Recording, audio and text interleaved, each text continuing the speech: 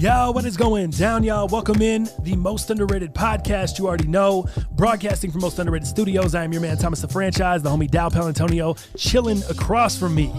Dow, the nice peach windbreaker, coming in on a Monday. Yeah, coming in hot. Matching with the, you can see on YouTube, he's got the peach and mango windbreaker, and then he's got the off-white desert ore joints, which come with the, I don't even know what color laces that. I don't know. That bright orange, and then they got the teal that say shoelaces and teal on that pair. Very nice, underrated pair. Love this pair. If I do say so myself. Still, what's resale on those? Right now, I think for a new pair in my size, probably about 600. Okay, between 6 and 650. Yeah, could be worse. One of the cheaper, maybe off-whites out there. I think some people. Well, you were even having trouble today, like styling them a little bit. I think they're a little hard to match, right? Yeah. So, but they're out there. I mean, the Columbia windbreaker from '94. A little sick, right? We'll do it to you. And some gray jeans. I didn't think gray would work well with these. They kind of do. I don't think it does. I'm just kidding. I'm messing with you. Because Robin, I can't even see. Before I left the house this morning, Robin gave me the thumbs up. Oh, she did? And, she's like, hey, and she doesn't know a lot of style. She's not a very stylistic person. Neither am I, really. I just love shoes, right? You're the style guy. Yeah. I buy style, but I don't really know how to fit it necessarily all the time. But if Robin, who's out the game, and I'm kind of in the game, that's a good balance. And if she says it's a go. Is that what you guys do when you walk out? You guys give each other a thumbs up. Hey, have a good day, bud. Yeah, thumbs up. She gets so annoyed by it, too. She's like, babe. That's She's crazy. Like, what are you trying to do? Be like franchise? Yeah, thumbs up? I don't give my girl a thumbs up. Not the thumbs up. She's just like, because I'm worried about what I'm wearing. I'm like, yeah. I want to make sure I look good. You know? No, I was just talking about the thumbs. I was just talking about the confirmation. Oh. Hey, good to go, babe. No, is that what you guys up. do when you leave the crib? You don't give each other like a kiss or anything? She's like, hey, good. No. Like the outfit, babe. See you later. Yeah, that's just kind of our outfit. Have a good day. Like you guys are buddies. I'm like. Oh, while she's on a conference call and shit? Yeah. See, that's... My girl's lucky she don't work from home. I'll be disturbing her all day. I'll go, pick her up at the office chair, squeezing her ass and shit, messing with her. Yeah, you can't do that. She'll be on a conference call. Yeah, it'll be. Yeah, my lady, she's running like a call center out in Charleston. I don't know wherever. So she's busy, man. So. Nice. Tons of show for you guys today, man. Huge weekend. Obviously, we missed Thursday's show. Dow a little bit under the weather. I was going to Estes. We had a crazy snowstorm. We did.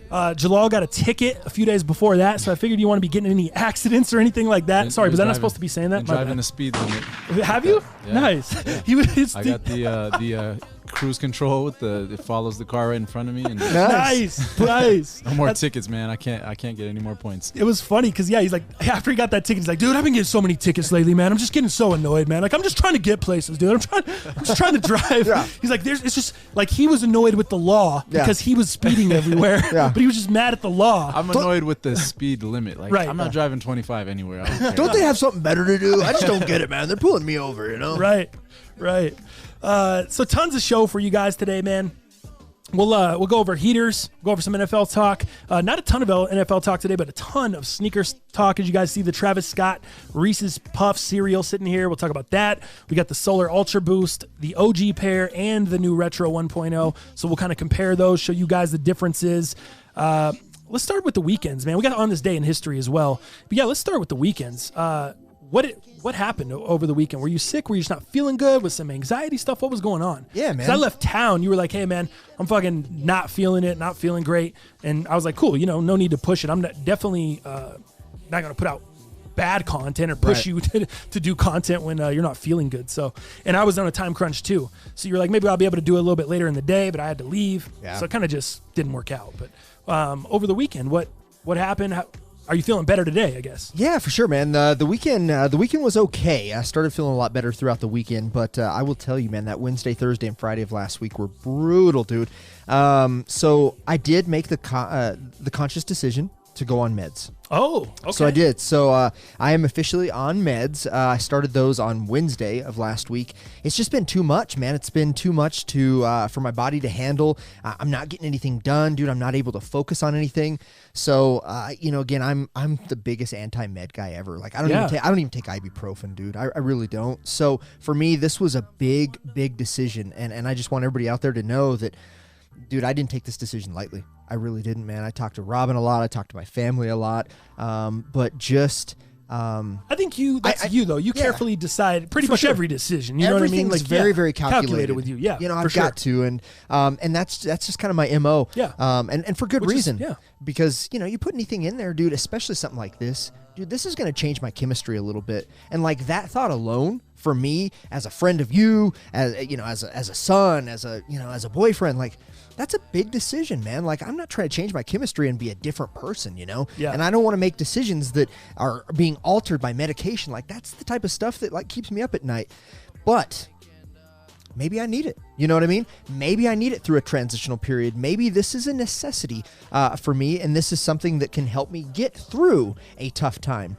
Now, I am going to start counseling here pretty soon, you know, kind of talk about some issues and maybe, get together with this counselor or whoever and develop strategies to get through this and answers, you know, and try to create solutions, right? There's a lot of things that you can't do on your own, and sometimes you just need help. And that's what I kind of wrap this up in. You know, I need a little bit of help. Yeah. I need something to kind of get me through, a hard situation, a hard transition. Yeah. And a lot of options and opportunities. Do I regret anything? Absolutely not. Am I in a good headspace? Absolutely. Do I feel good? I am feeling better. That's the good news. But I am on medication, and I think I'll be able to, through counseling and through kind of, which we'll talk about a little bit later here, creating normalcy. You know, normalcy, yeah. You know, what does normalcy look like? And is that a Taoism? I don't know how to really say it. I think normalcy? Normalcy. Normalcy. Normalcy is this. Is that what it is? All right, fair enough. It's all good. So kind of creating that, having a destination to go to, a creative space. These are some things that we've talked about. And I think as we clear some of those hurdles and get some of those to come to fruition, I think maybe I can obviously get off the meds or at least kind of wean off the meds, that kind of stuff. So I think there's going to be options now and there's options later. So I feel good about it. What kind of worried me at first when you told me, you know, with the meds and stuff is I felt guilt. I felt immediately like, damn, I pushed Dal into this decision to coming to do the cast full time and quitting the job and made him feel this way and and now it makes me feel like, damn, I'm the reason this guy's on meds like now, you know what I mean? Like it makes me feel a little messed up, dude. I'm not going to lie. Like, I don't know. It's just weird processing it. It's just kind of makes me feel, it's like, because that's the last thing I want is for you to be unhappy or you to feel unhappy or feel unhappy in uneasy yourself. Yeah, that's not, as your friend, that's not what I wanted, you know? Totally. And if I could predict or if I could have known that it was going to cause this, maybe I'd have been like, hey, let's just do this thing as a hobby. Right. 2 days a week or, you know what I mean? And I reached a point where that wasn't good enough for me. Like I wanted to take a next step. I wanted to kind of see what we could do. I think we deserved it, and we needed to know, what that is. And I think, possibly getting, a workspace that we can all agree on, that feels good. I mean, that might be the next transition, right? But nobody would have known. You wouldn't have known that this was going to happen. Right. Robin, myself, my old boss, family members, nobody would have known, dude. This is something that was, that was going to eventually happen. That I had to kind of take a chance in my life. Well, because you were never going to be fully happy in the career path that you were on.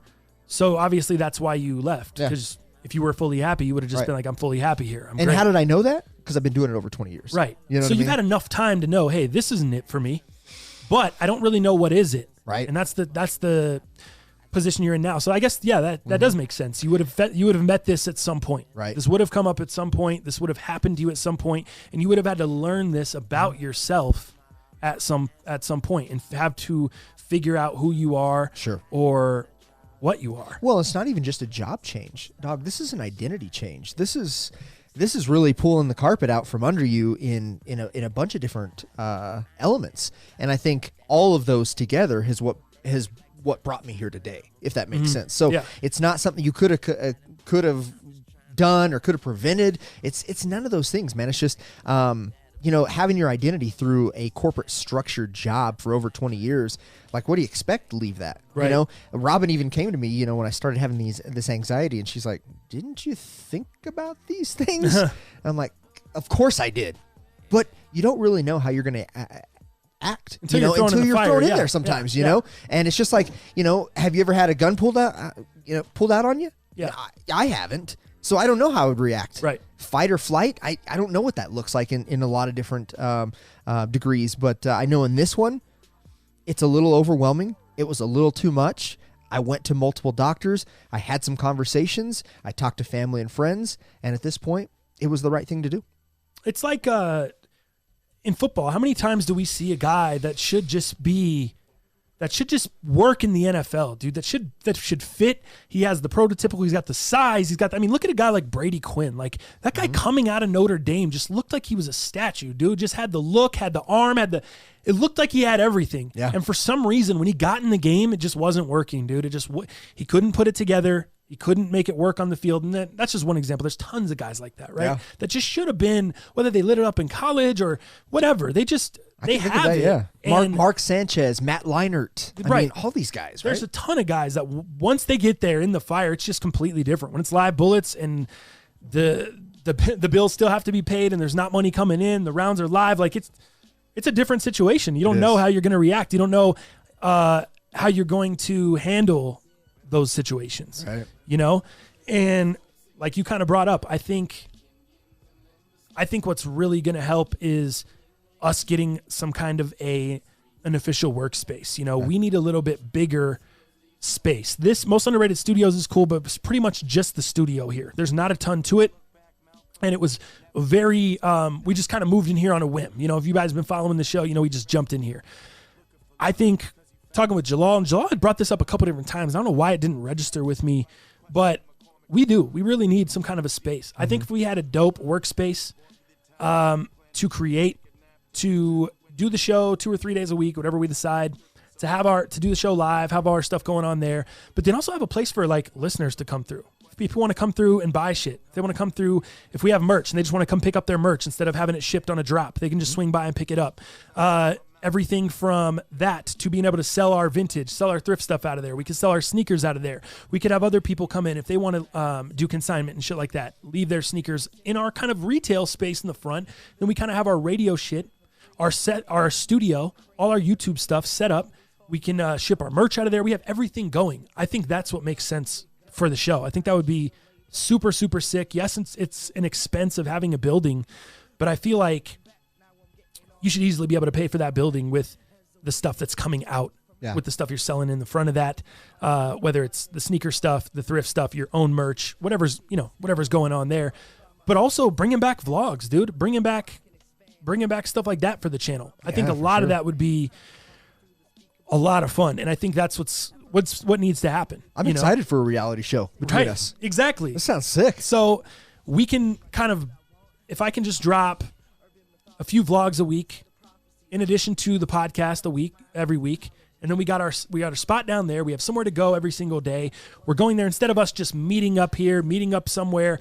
We have more of a workspace to work out of, man. We have we can set it up any way we want. We can do our own thing there. I think that's what makes sense for the channel, for the show, for everything. Some structure, some accountability on our behalf. Right. Yeah. A lot of different things that are pretty deep with it. Right. That can be. And I think we need that. We need that structure. We both kind of need that accountability and that kind of. Because I don't know what full-time feels like with this yet. Like I'm a month out and it still feels weird. It still feels not normal. So creating normalcy.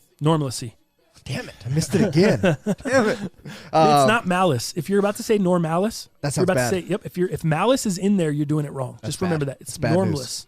Normalcy. Wow, weird. But yeah, I think it'd just be super sick to have a place to just hang and people could come up there. We're just hanging out in front of the shop and recording vlogs, going to get something to eat. Like it's got to be in a cool area, but I think it'd be really sick. It's almost like bringing back that's what I used to do at skate shops. Right. Are we bringing loitering back? Kind of, in a weird way. Yeah, kind of, right? I mean, loitering is the great American pastime. Yeah, I guess so. I mean, we've never been. This channel, us as a show, we've never been the Kais, the Seth Fowler, the hype. We've never been the guys that had every single hype item, that were all about hype items. We've been about. Do we have some hype items? Do we have some shit? Yeah, but it's mostly because we like that item, right? We don't love everything. We don't hate everything. We have a lot of really good balance on this show, but I'll tell you what we don't have is a presence of too cool, And I think this could be a place where people can come through and just come chop it up about sneakers. They can come bring us their sneakers, legit check them. Hey, can you take a look at these? Can you, whatever. And we can create vlogs and stuff out of all this at the shop. It'll be dope. When people come to Denver, it's a destination spot. They can come stop by and hang out and kick it, maybe make a couple shots in the front, talk some shit, lose it a game of horse real quick. Oh, let's go. You know, like I talked about on the channel, just being able to showcase videos with the listeners a little bit more, or with viewers of the channel, you guys coming through. We've always been the channel that just wants to kick it with everyone. Yeah. I don't care if this is your first day in the sneaker game and and this is an introduction for you and you're like, man, I don't know anything about sneakers, but I want to get into it. I like them. I think it's cool. I don't know where to start. If you were coming into our establishment there, you're not going to feel shamed because you don't know anything about sneakers. You're not going to feel uncool. You're not going to feel, you're going to feel welcome. You're going to feel like these are some guys I want to kick it with. And that's the vibe I want to put out on the channel and the shop, everywhere. And I think with the vlogs, combined, vlogs, podcasts, selling some of our vintage, some of our merch and stuff through the YouTube channel as well as the store there. Mm-hmm. I think that's the future of this whole thing. I think it's all in one. And I think if you're strictly have a YouTube channel these days, unless you're established, if you're just trying to start a YouTube channel, it's going to be very hard. It's super tough. It's so saturated and everyone's doing just that.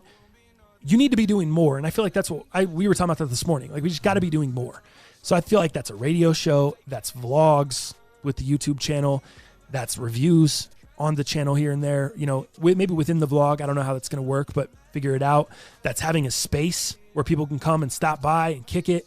You could sell shit out of there. You can ship all of your merch out of there. Yeah. We can have all our stuff in there. We really need that. If People we're going to make it a send full, us some things there. Exactly. That'd be sick. It'd be cool to be able to get shit, not have to have a P.O. box. Yeah. All that stuff, dude. So I think that's the future, man. I think you just got to be, especially if you want to be doing this full time, you got to be everywhere. You got to have a little space. Yeah. You got to have a place where you can actually go to work. Which we have that here, but it's not like we have a ton of space we can create. There's not a ton of space here. Yeah. So with it, we're super, super limited, plus the neighbors, they're all, it's quiet time over here. Yeah. Can't be here anytime. Can't be loud. That's just the way the studios are, and you gotta respect that where you're at. I feel like we need a space like Joel said. People could just pull up. Yeah. People could just slide through whenever. Downtown fans Julie of the Brown. Channel. Yeah. That sounds like fun, man. Yeah. If I told you that's the direction where all this is going, is that something you'd be interested in? Bet on it. I think bet on it.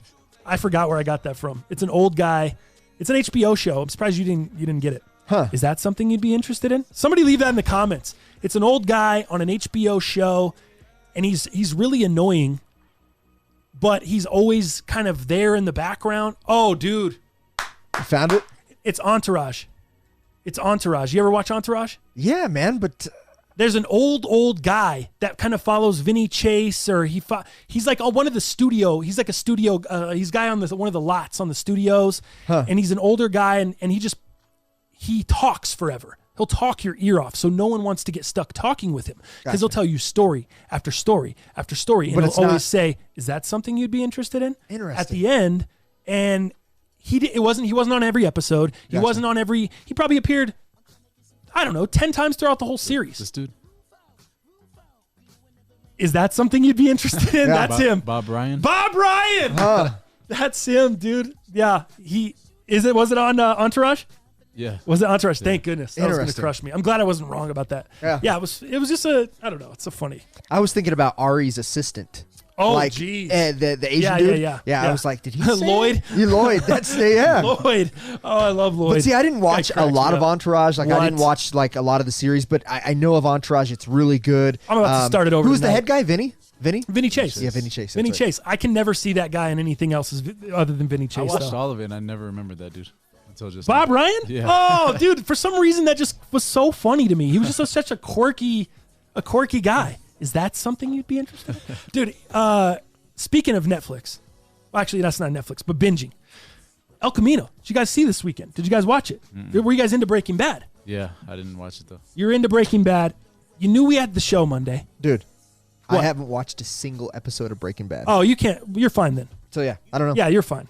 You just sit there in the peach windbreaker for a second. I thought Breaking Bad was overhyped though. I just had to finish it just to see. Are you what kidding happened. me? You didn't like the show? I liked it. It was good, but I just thought it was more hyped than it deserved. Wow. I thought that was one of the most well-written shows I had ever seen. And I'm not Mr. Binge Watch. I'm not Mr. Show, but I just thought it was so well written. I enjoy Entourage for the fun aspect of it. For sure. Because, you have Turtle and he's into sneakers and then, he was real fat and then he got skinny and started his own company. And I love the evolution of it. Same thing that I love Ballers for. I love kind of that. Yeah. It's not the greatest writing. It's just, it's shit I'm into. Yeah, it's like escapism a little exactly. bit. It's almost just shit like I'm into. culture too. Like I can relate to that culture and I want to be a part of that culture and I know a little bit, but not a lot about it. Maybe it's people like watching us. You Breaking know what I mean? Bad? Yeah, Breaking Bad, totally different, I think. Breaking Bad Again, was just, it was a show that I was locked into and I was just like, wow, how deep. It just blew my mind how deep that this could get. How they kept going and going and going with it. And it didn't ever feel stupid to me. It felt like, wow, damn, Walt really got down here. Yeah. Wasn't he a teacher? He started out being a teacher? Yeah, I know that. Started as a teacher and then he's running one of the biggest drug rings by the end of the thing. But anyway, never mind. If you guys didn't see the show, I mean, you watched it though? I did watch it.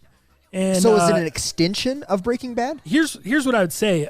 Yeah, it's basically two more episodes, I would say. You're basically getting, it's a movie, but it's realistically just like another 2 episodes on what happened to Jesse Pinkman afterwards. Because as the Breaking Bad ends, they leave Jesse Pinkman in this kind of, I don't even know. It's like a hole in the ground. It's like like a cage almost, and he's working. He's just cooking meth full time for this guy. This guy keeps him almost as a slave. Huh. So that's how Breaking Bad kind of ends. And you're like, what the hell happens to Jesse? Like, that's just how he dies? Like, what happens? So you never really know. Walt died. So that in this show, Walt's in the movie, but it's just a flashback. That's the thing that's really weird about the movie. The movie shows you in real time, but then it continues to flash back to the show. But they're scenes that weren't in the show. They weren't like stuff you've seen before. I don't think they had him involved. I Who? think they probably, what's the main dude's name? Walt. Cranston. Brian Cranston. I don't think he was involved in this part. They probably just used like old footage and like outtakes and stuff to flash back to it. But I don't know. Maybe, but I don't think so, because one thing I noticed about his hair, you notice how he shaves his head? Mm-hmm. In this, he had his head shaved, but it was a little longer than it was throughout the show. Like they just buzzed it almost. Because he had it bicked in the show. Yep. This was a Netflix. It was almost like a no guard. They had no guard on it instead of bicked. What now? This was a Netflix original movie? Yeah. Yep. Netflix original. Were you happy with it? Which Breaking Bad is available on Netflix. You could stream the whole thing. Right. It's on Netflix.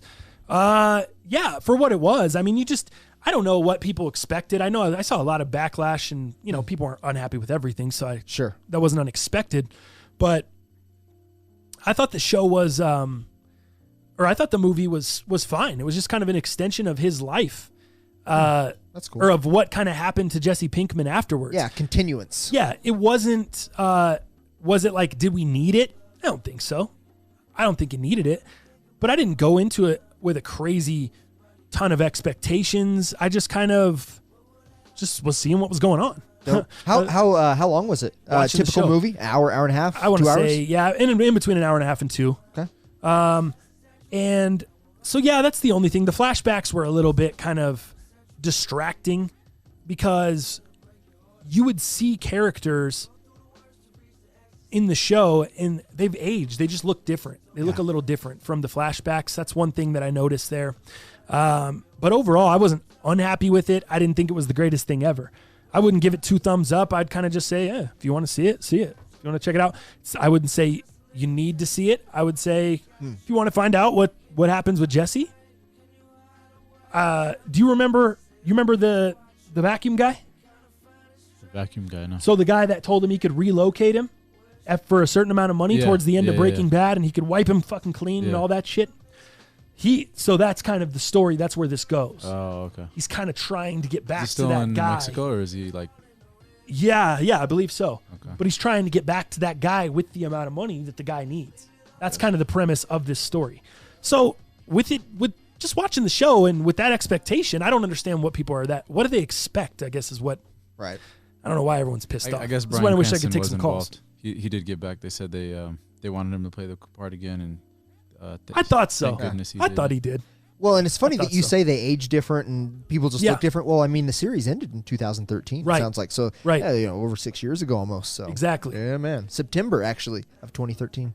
Right. So Never mind. Sorry. I was thinking about On This Day in History. We got a little forward. Yeah, we got a little. Because it looks like the series went from 2008 to 2013. Jeez, it feels like so quick. That's crazy. Too. You feel like that's overrated? You feel like that show overrated? I feel like drug on or went too long or people, built. I thought that was just perfect. Like people built it up, and it was I watched it. It was a great show, and it was over. And I was like, damn, I'm kind of sad that it was over. Is I didn't watch it as it was out. I watched it after people hyped it up so much, and so my expectations were really high. Well, go ahead. I would say The Walking Dead was overrated, overhyped. That's what I thought. But Breaking Bad, I mean, Walking Dead was just bad. Yeah, because The Walking Dead wasn't written as well as I hear that Breaking Bad was in terms of storylines. I mean, what are you going to do with storylines with zombies, right? Right. I mean, you can still go into the in-depth stories of the individuals, but I heard Breaking Bad was written very well, so I will watch that eventually. But Walking Dead to me was the overhyped, overrated kind of BS to me. But. Yeah. What I would say, your lady's not seen Breaking Bad either?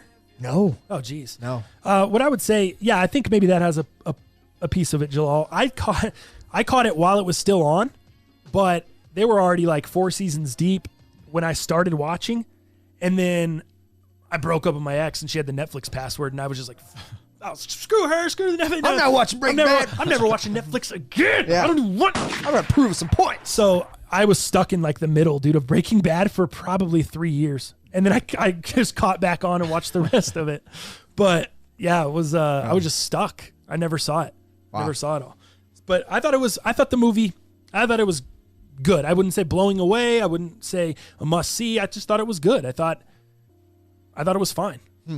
Did what it did. And at the end, you're kind of left like that's it. Kind of, but then you have to remember, once I step outside of that expectation box and I just remember like, oh, this is just, because you were kind of waiting for something more. I was kind of waiting for something more to happen the entire time. And then when it didn't and it ended, I had to really step back and think, all right, what did I just see? What was I expecting? Which is nothing. What was this supposed to be? The story of what happened to Jesse afterwards. And it was. And that was it. And then once I had that realization, did that, I could be okay with it. I was like, yeah, it was fine. It was cool. Got it. That's it, man. So that's what I would say as far as El Camino goes. The weekends, skiing, Keystone A Basin. Yeah, man. I was up in the mountains this weekend. Yeah, you didn't go skiing though. I didn't go skiing. Okay. But I went to Estes Park. Yeah, how was that? It was fun, dude. My aunt rented out this Airbnb. It had a bunk house, which was like separate, and then it had a big house, which we were in the big house. Super sick, dude. A bunch of my cousins from Michigan came through. Oh, nice. Or my cousin Niles and his family, his wife, she's pregnant. They have another one on the way. My niece, they all came through. Or my second cousin, sorry. Okay. They all came through from Michigan. I have some other family that lives way out on the eastern plains of Colorado. They all made the trip out. My aunt made the trip out. Dope. So it was fun. It was just a bunch of family getting together. And it was a really good time. Tell me this. Yeah. Were the conditions better? Because remember your Airbnb story when you guys, you and your lady went to Black Hawk? Oh, man. That is so funny. Was the temperature better and were the beds better? Oh, dude. Tell me that was exactly what I thought when we walked in. I was like, babe, give me the weed right now. Give me some weed. I'm about to get stressed. I need to smoke some weed for a second because this is stressing me out. Right. I'm already feeling like this is going to be the same as that Airbnb. It's going to be freezing in there. I'm going to have a headache. I'm not going to be able to sleep. Nothing like that. Nice. Great, dude. Watch the Patriots-Giants game. Yeah. On the TV in there. They had the cable head hooked up. They had a surround sound, like a nice system in there. Oh, there was this outdoor, there was this like patio, like walkout, but it was covered. It was like still part of the house. So it was like you were outside, but you weren't outside. And then it had all these really like nice windows. You could see out into the backyard. Then there was an actual patio. Nice upstairs, rooms. It was sick, dude. Whole thing was super sick. Had a great time. Took the Travis Scott photo in the snow. Yeah, I saw that. Yeah. That was beautiful. Creating some content. Shout out to the Philly plug, man. For getting me laced. Those will be in hopefully later in the week. I don't know when he sent them out. Whose pair was that you took a picture of? Oh, that was just the fake pair. I'm waiting for the real versus fakes. Yeah. I told Dal, because Dal's like, did you get the real ones already? I was like, nah, I just took the fake pair up there to them in the get snow. some content. Like, what are you doing? Yeah, just to get some content. Yeah, they're fake. Yeah. I know. I was just like, I just need to get some content. And so yeah, I just posted that up, and then once the real pair comes in, we'll do the real versus fake, and then I don't know if should we do the separate? Should I do a separate review? Should I do a review of those, then a real versus fake, or just all at once together? Yeah, just all at once. Yeah.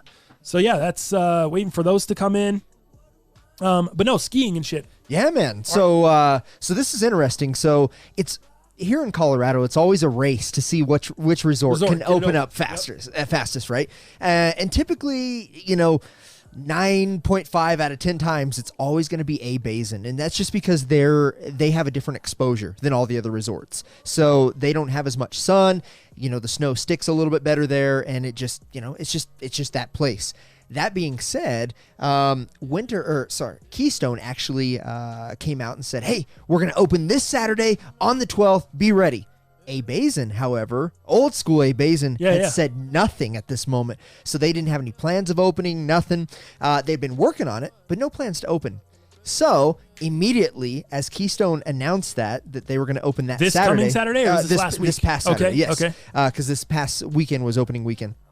A Basin goes ahead and comes out on their social media and says, oh, that's cool, great. We're going to go ahead and open on Friday. So nice. A Basin still wins the gold medal here in terms of opening up the earliest. But the interesting tidbit to this is Keystone's kind of old school like this. They're a great resort. They're one of my favorites, actually. They're stupid busy. But this was the earliest open that Keystone has done in over 20 plus years. Wow. So this was a record for them, just because it's been, they've always waited till the end of October into November to open. So this is the earliest opening they have done in 20 plus years. So really, really cool. But I love to see the race here because it's healthy competition. Competition makes people better. You get to see people at their best, you get to see people at their worst. So a little bit of healthy competition never hurts. I am so ready to go boarding this season. I'm going to get my Loveland Pass, which is I think it's like $300, dude. It's unlimited weekdays, Monday through Fridays, but no blackouts for holidays or anything like that. You just can't go on the weekends. Nobody wants to go on the weekends, dude. I gotta, let's get our passes. When you get passes. And those are going to be fire vlogs throughout the season. Dude, think about this. If you drive up there, I can have, or I'll drive up there, you can drive home, whatever. Mm-hmm. But dude, as long as you drive home, I can take all the footage throughout the day. I can have this thing edited probably. Yeah. By the time we get home, the vlog from the day. Yeah, that would be fire, dude. That'll be some good. I think we're going to have a lot of fun bringing the vlogs back. I've been getting asked by a lot of people to bring the vlogs back. It's been something that I didn't want to do until I wasn't editing the podcast. Mm-hmm. So now that I'm not editing the podcast anymore, I just got really excited this morning talking about the building, talking about having our own space. The vlogs are necessary, dude. It's time for the vlogs to come back, and they may include sneaker content some days. They may not always include, I just thought about it. I was like, last week we would have had so much sneaker content between the Solars coming in, the Travis Scott drop. I got the Court Purples. I had a pair of Dunks come in. I've just been going back and been buying some pairs that I wanted to get. Obviously the Travis Scott's coming in this week. Mm-hmm. So it's time, dude. It's time to, now that we're doing this shit full time, and now that this is the job, I'm pumped. The vlogs are gonna be dope. So some ski vlogs, we got to do that. How much? Wait. So what's that pass cost? So the Loveland Pass is about the cheapest. It's Loveland and A Basin unlimited. No, just Loveland. Just Loveland by itself. Just Loveland unlimited Monday through Fridays. You also have the Cat Pass that's built into that, where you can do the hiking and ride up the cat. For I think it's $300. Oh, dope. And again, there's no blackouts, but dude, that's literally the cheapest pass you can get. I think the next pass is the Epic Pass, which I believe is to be $5 or $550. Jeez, it's dang, man. I know it's an expensive sport, man. But it dude, really think about the one-time lift day ticket, the one-day lift tickets now are absurd, bro. Dude, the cheapest is $90. Yeah. Dude, 90 is the cheapest. I remember when I was a kid. Yeah. A kid's ticket was like $30-some, an adult's ticket was like in the 60s. $62. Yeah, 62 is what I remember. Dude, and now 90 at the bottom line, $120, $130 for one day. We used to be able to buy a 4-pack to Copper Mountain. We used to buy the 4-pass. Yeah. It was like $150 for 4. I remember that. Somewhere between 130 and 150. Do you go, do you board, Jalal? No. Ski, board, nothing? Nothing. You can't even come film? Oh, my. We gotta. Oh, I'll come film. I can't board. Yeah, but if you're gonna come film, you gotta be. You gotta be on down. skis behind on us the bunny slopes. There wouldn't be much to film there. There's not much content down there. Like the extreme. We're shredding the shots. gnar, guy. Yeah. Nah. Oh, are you kidding? We're shred heads. Are you kidding me? You guys are gonna have to work that. Especially if I'm on skis. If I'm on a snowboard, I'm not as good on a snowboard. I'm okay. I can get by. I probably couldn't hang with you on a snowboard because that's all you do, right? Yeah. Could I follow on like a snowmobile? That's what I'm saying. I could follow, but on a snowmobile, yeah, you're good. We'll get him a tractor inner tube. Oh, that would be fire. Have a shred behind us. Yeah. Yeah, I don't know. I might be able to, I could probably keep up. I could follow along, but I don't know on a board. Yeah. But I'd be much better on skis. Skis, snow blades, any of that. That'd be sick, man. That would be so much fun. Oh, dude, I'm getting excited. I'm already ready. I'm getting really excited for anxiety. What? What anxiety? Yeah. I bought a new snowboard last year. I didn't even get to use it. Oh, really? It's still in the packaging. That's the worst. It needs to get shredded hard. Let's move on here and let's do a new segment to the show in which we call On This Day.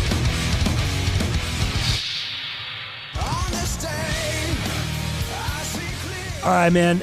This is we got a big one today. We got a few different ones. I'll let you start. Okay. Because you got two of them, I've got one of them. So I'll let you go, then I'll go, then you can go. All right. We got three different on this day, October 14th. It's a big day, I guess. I didn't know it was this big. All right, give me the first one. All right. On this day, October 14th, 1982, President Ronald Reagan declared a war on drugs. Now, if we remember this was at a time where crack cocaine were hitting like the black families and the all the different like New Yorks and the bigger cities, the inner cities, dude. Yeah, it was hitting the hood hard, man. Crack cocaine was, hell yeah. And this was everything, right? So Ronald Reagan, this was the time where he declared war on drugs. So also what came with this, which was interesting, so Nancy, his wife, the first lady, she was also a big part of this and orchestrated the Just Say No program. Now, I don't know if you remember this because this was in 82, right? So I wasn't even born yet because this was October. I was born in remember December. Just Say No as a kid in the early 90s. Yes. So this got created before we were born. By Nancy Reagan. Gotcha. Yeah, and this administration. So, she orchestrated the Just Say No program, which became a cornerstone of her legacy. Now, it was memorable, but it flopped because when it came to helping kids kind of cope with these complex situations of drugs.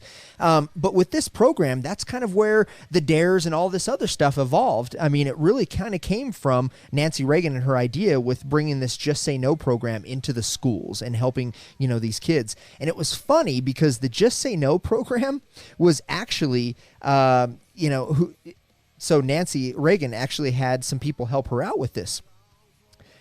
Drew Barrymore, the actress, who was super young at that time, was one of the faces of this campaign. And it was funny because Drew Barrymore was always known to be a kid actress that was doing drugs this whole time. Right. So it kind of all blew up and the faces didn't match kind of what the intentions were. So just kind of a massive failure as a program, but we all still remember it very, very well. I remember Just Say No, and I remember DARE, and they were so huge around my probably second grade through fifth grade, sixth grade. It was just huge. It was huge. Dude, I won. And it was even cool to wear those shirts.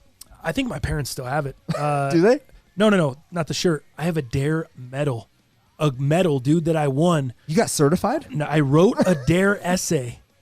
If there was this essay contest for my whole school, dude, my essay was chosen out of my entire school. What? I was a pretty good writer, dude, because when I was a really young kid, I couldn't read or write, and they put me in special classes. Okay. So by these special classes, by the time I got to fifth grade, dude, I was jamming it up. I was killing it with reading and writing because every day when my class, third grade, fourth grade would go have story time, I would go to this special class with Mrs. Smythe, and I would learn reading and writing, and she was just awesome for me. She was great for me, and I went from a kid that could barely read or write in third grade by the time I got to fifth grade to a kid that won a DARE essay writing contest, and I got a DARE medal, and I think I might have got, I don't remember if I got like some scholarship money or some grant, some kind of some little like gift card or some kind of, I don't remember exactly.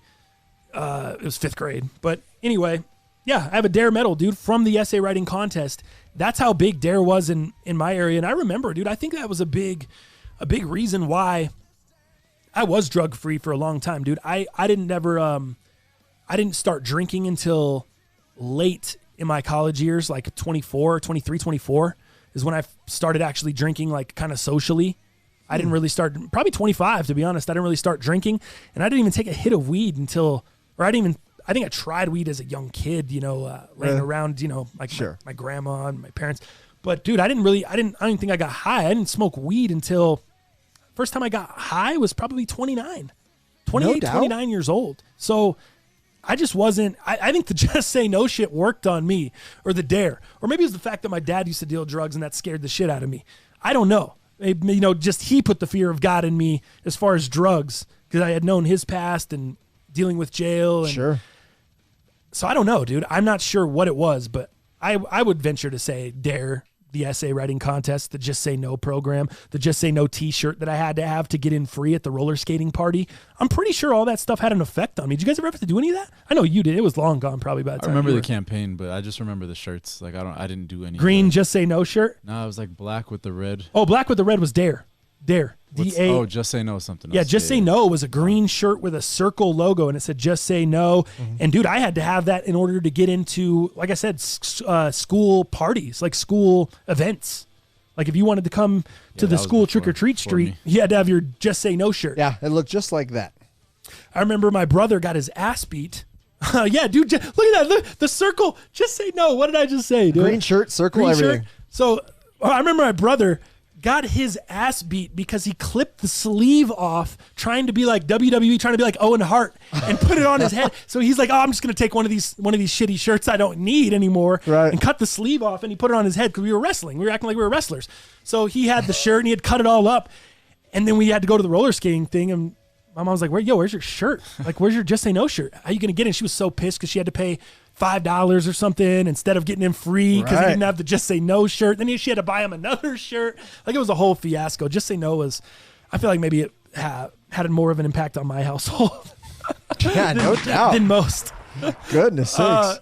Check this out. On this day, 25 years ago, dude. 25. 25th anniversary of the annexation of Puerto Rico. Little Giants. Really? Little Giants, 25 years ago, October 14th. Wow. How crazy is that, dude? The ice box. The ice box.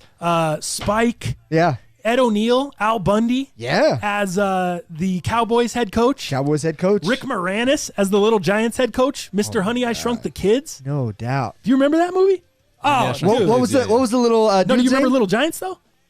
Oh, What? Man. Hot Hands Haney? I think we got JJ in here today. Yeah, no doubt. Oh man, Hot Hands Hanen. Haanen, dang it. Hot Hands Hanen. Always miss it. So close. Hot Hands Hanen, dude. He was this kid and he couldn't catch. Yeah. And he put stickum on his hands. Yeah. And then he got stuck to his shirt. Yeah. He was like he's running down the field. He couldn't Totally. get, Yeah. and the ball just cracks him in the head. Oh, dude. Anyways, you got to watch Little Giants. I remember that just because my older brothers would watch it. Yeah. I wouldn't have been able to name what that was. The little nerdy kid that his mom wrapped him up in bubble wrap. Yeah. She literally wrapped him up in like a foam bedding Yeah. to send him to practice. My mom said I need some extra protection. And they're like pushing him around in a circle, and that whole builds snot bubbles coming out of his nose. And then you had Spike. Yeah, Spike, of course. Yeah, Spike. His dad was the military guy. The flat Come on, tops. Spike. Yeah. What about the kid that had the sandwich in his helmet? Remember he got smoked at practice. He got like knocked out by Spike, and he's laying there, and they take his helmet off, and it looks like he's bleeding, but it's just jelly. It's the because he had a peanut peanut butter butter jelly sandwich in his helmet. He goes, Totally. "You got a sandwich in your helmet?" He goes, "Yeah, and Cheetos." He tells the coach, and the coach goes, "Cheetos, crunchy or puffed?" He goes, puffed." He's like, "Wimp." So classic, God, dude. I just love Little Giants, bro. That was a big part of my childhood too. Little Giants, 25 years. What else on this day? On this day, the Beatles actually completed their White Album. Nice. So yeah, man. So, we're talking like tracks like Back in the USSR. We're talking Obladi, Oblada, Oblada. Oh, yeah. Dallas, that is some good singing there. Thank you, man. How about Life Goes On? Yeah. How about While My Guitar Gently Weeps? Great song, dude. Great song. Another couple, I don't know, man. Your Mother Nature's Son, Sexy Sadie. There you go. Just in case anyone didn't know what Dal was singing there. Yeah. Obladi. This is like some... Dude, the Beatles were so sick, guy. Greatest songwriters. So sick. The reason they were so sick, all time. Nothing sounds the same. Yep. All these songs sounds completely different from the one another, dude. They're just all different. Influenced from everywhere and anywhere. Man. So good. And do you know what's funny about this White Album? They all finished it, from 7 p.m. to 7 a.m. on that next morning. Oh. They completed everything, and Ringo Starr was not there during the completion. He was on holiday, as they call it in the UK. Holiday. He was on holiday. There you go. With his wife and kids. So he wasn't there during the completion of this album. Interesting. So kind of funny, huh? I saw he was on Fallon last night. He I didn't was, get to check it out. I didn't get to check it out either. Yeah. Saw the preview. But nice, dude. White Album. How many White years? Album. How many years old now?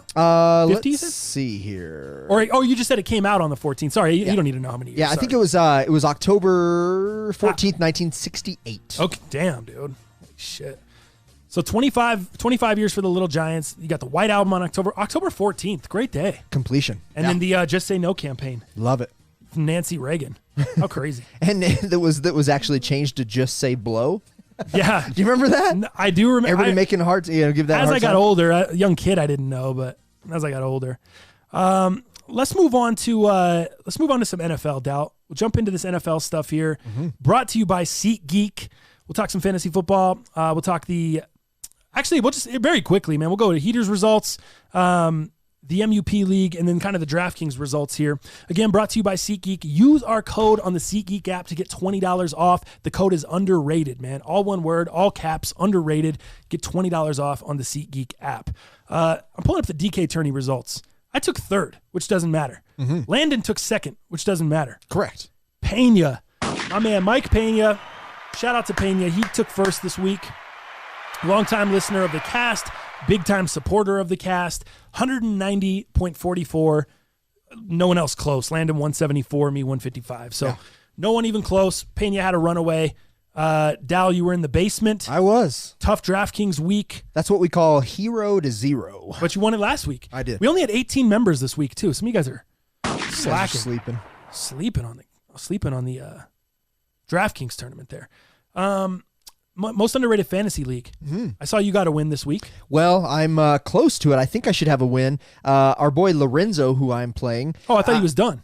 No, he has one. He has Kenny Galladay left, but he has 79.52. Galladay. True that. Yeah. He has 79.52. I have 113.60. Should be good. Should be able to claim that win all day. We'll see. I'm whooping the shit out of Jeff Kirby. Knock on wood if you're with me. Knock on wood if you're with His team, knock on wood. 62 to 98 right now. He is completely done at 62. Just a bad week. He had Jared Goff, 1 point. That's a rough week. 1 point. What are you going to do there? I still have Kerryon Johnson and Marvin Jones Jr. tonight, which I won't need. But this is going to elevate me into a nice 4-2 in the most underrated league. It'll put you as 4-2 as well. But I think I'll be ahead of you just because of scoring. I think I have a little bit more points. 608 to 614, not including this week. What do you have this week so far?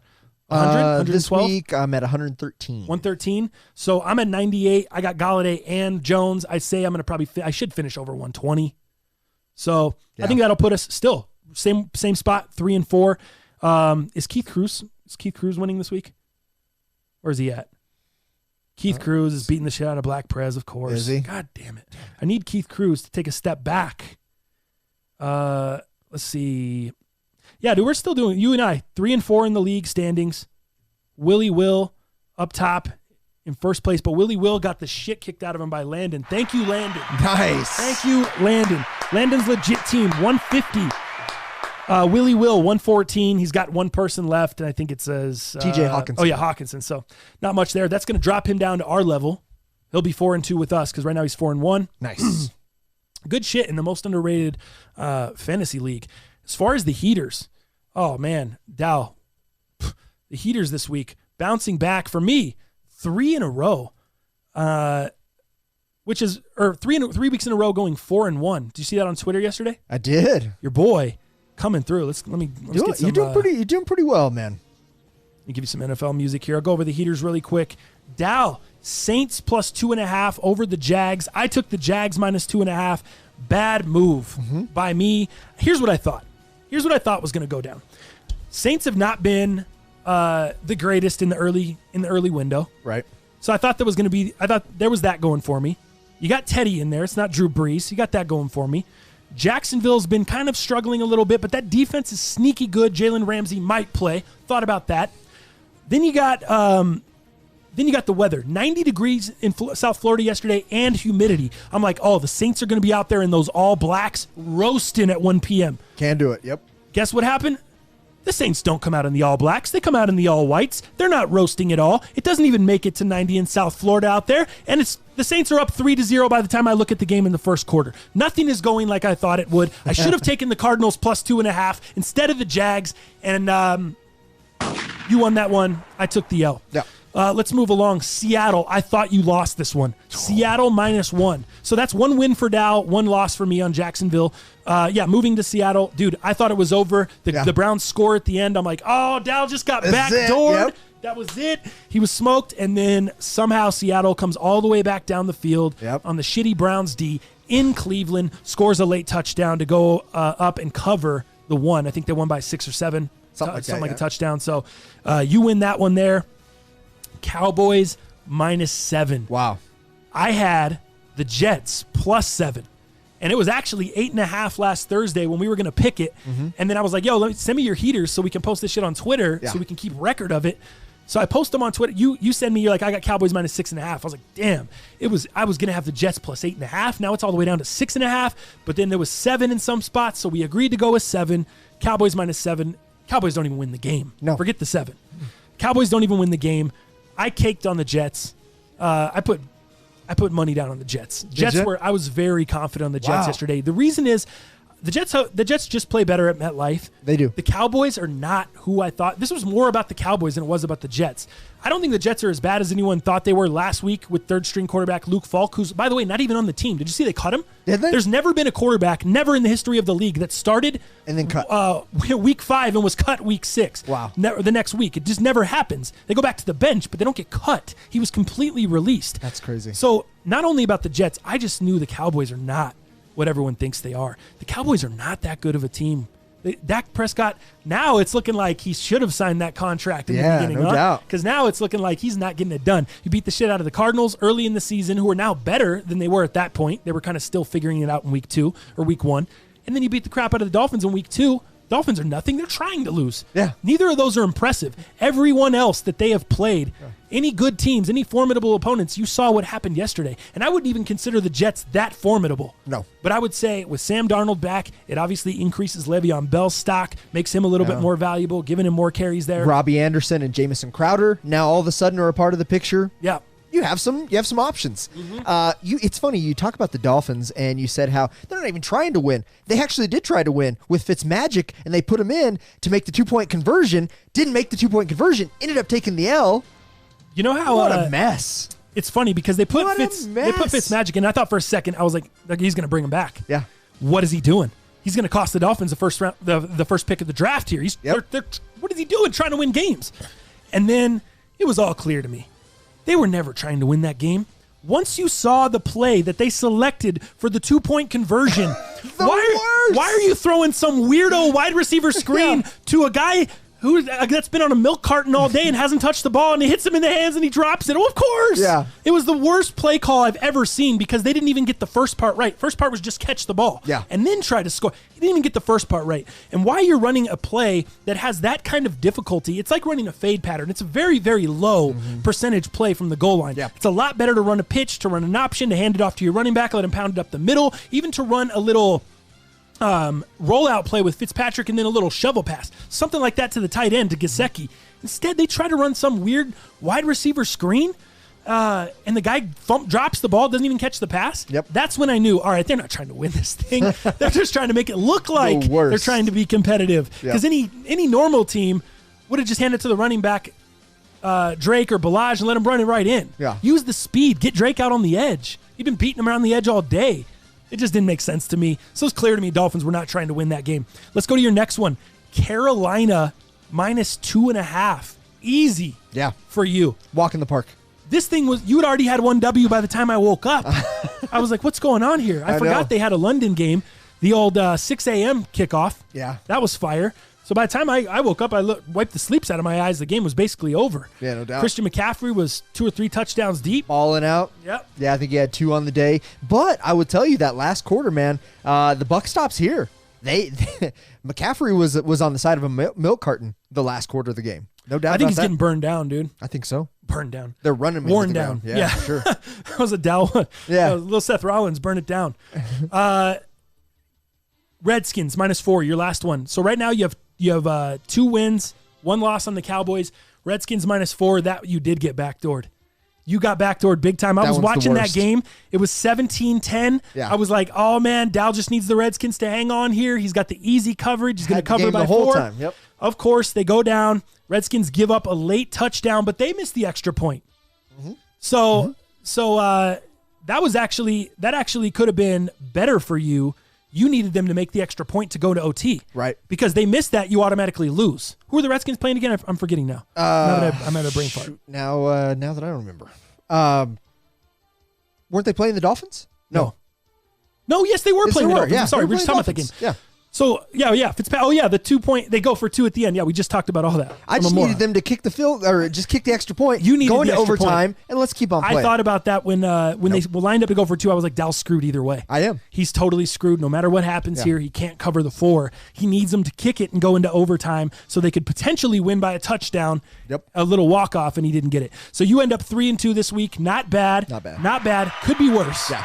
Not great, but better than your 1-4s. Yeah. That you started the season with. I go in here, like I said, I got the win on the Jets +7. I got the win on what other one? Oh, no, I got the loss on the Jags -2.5. But then I come back, I get the win. Not only do I get the win, the Texans win the game. They beat the Chiefs. Texans are +4. I think they were +5 or 5.5, and it went all the way down to 4 by game time. So I was definitely not the only guy on this.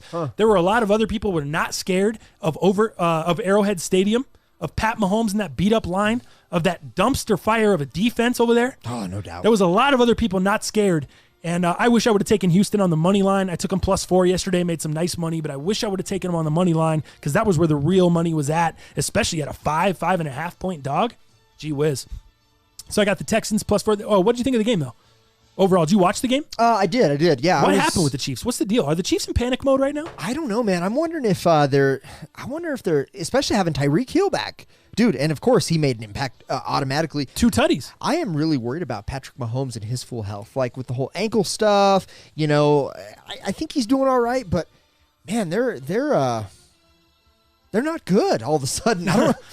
You're gonna let the Texans dominate going you like on? that? I don't have an answer to that, man. Obviously, their running game. They just don't have a lot of identities. Their running game, is it Damian Williams? Is it McCoy? Who's doing it? Who's not doing it? Travis Kelce looks a little slow to me. He doesn't look at full strength. Having Tyreek back, not at full strength, he still looked good yesterday. Still stupid fast. Well, I don't think for some reason man. Kelce. I mean, he's getting like 7-8 points a week. It kind of feels like how Kittle was for the Niners. They just weren't utilizing. Right. I don't feel like they're utilizing Kelce to the full potential or something. I don't know if it's the O-line. I think it's the O-line. But I think it's O-line. what the defense is the biggest issue. I mean, that's the glaring where you can look and be like, gosh, that defense can't stop anything or anyone. But you had them scoring so many points, the offense, for so long, and now they're not scoring those 34 points, those 38 points, those whatever it is. So I think Here's another thought I had. Andy Reid knowing that the Chiefs play a divisional game against Denver this Thursday night. Yeah. Maybe, do you think anywhere in his mind do you think he thought, all right, we got a banged up O-line. Patrick's banged up. Tyreek's just getting introduced back in. We're not going to be able to win both these games.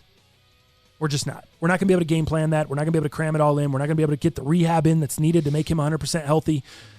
I'm not going to draw up a crazy game plan this week because I need to beat Denver. Beating Denver and beating a divisional opponent is more important. Do you think any of that came into play?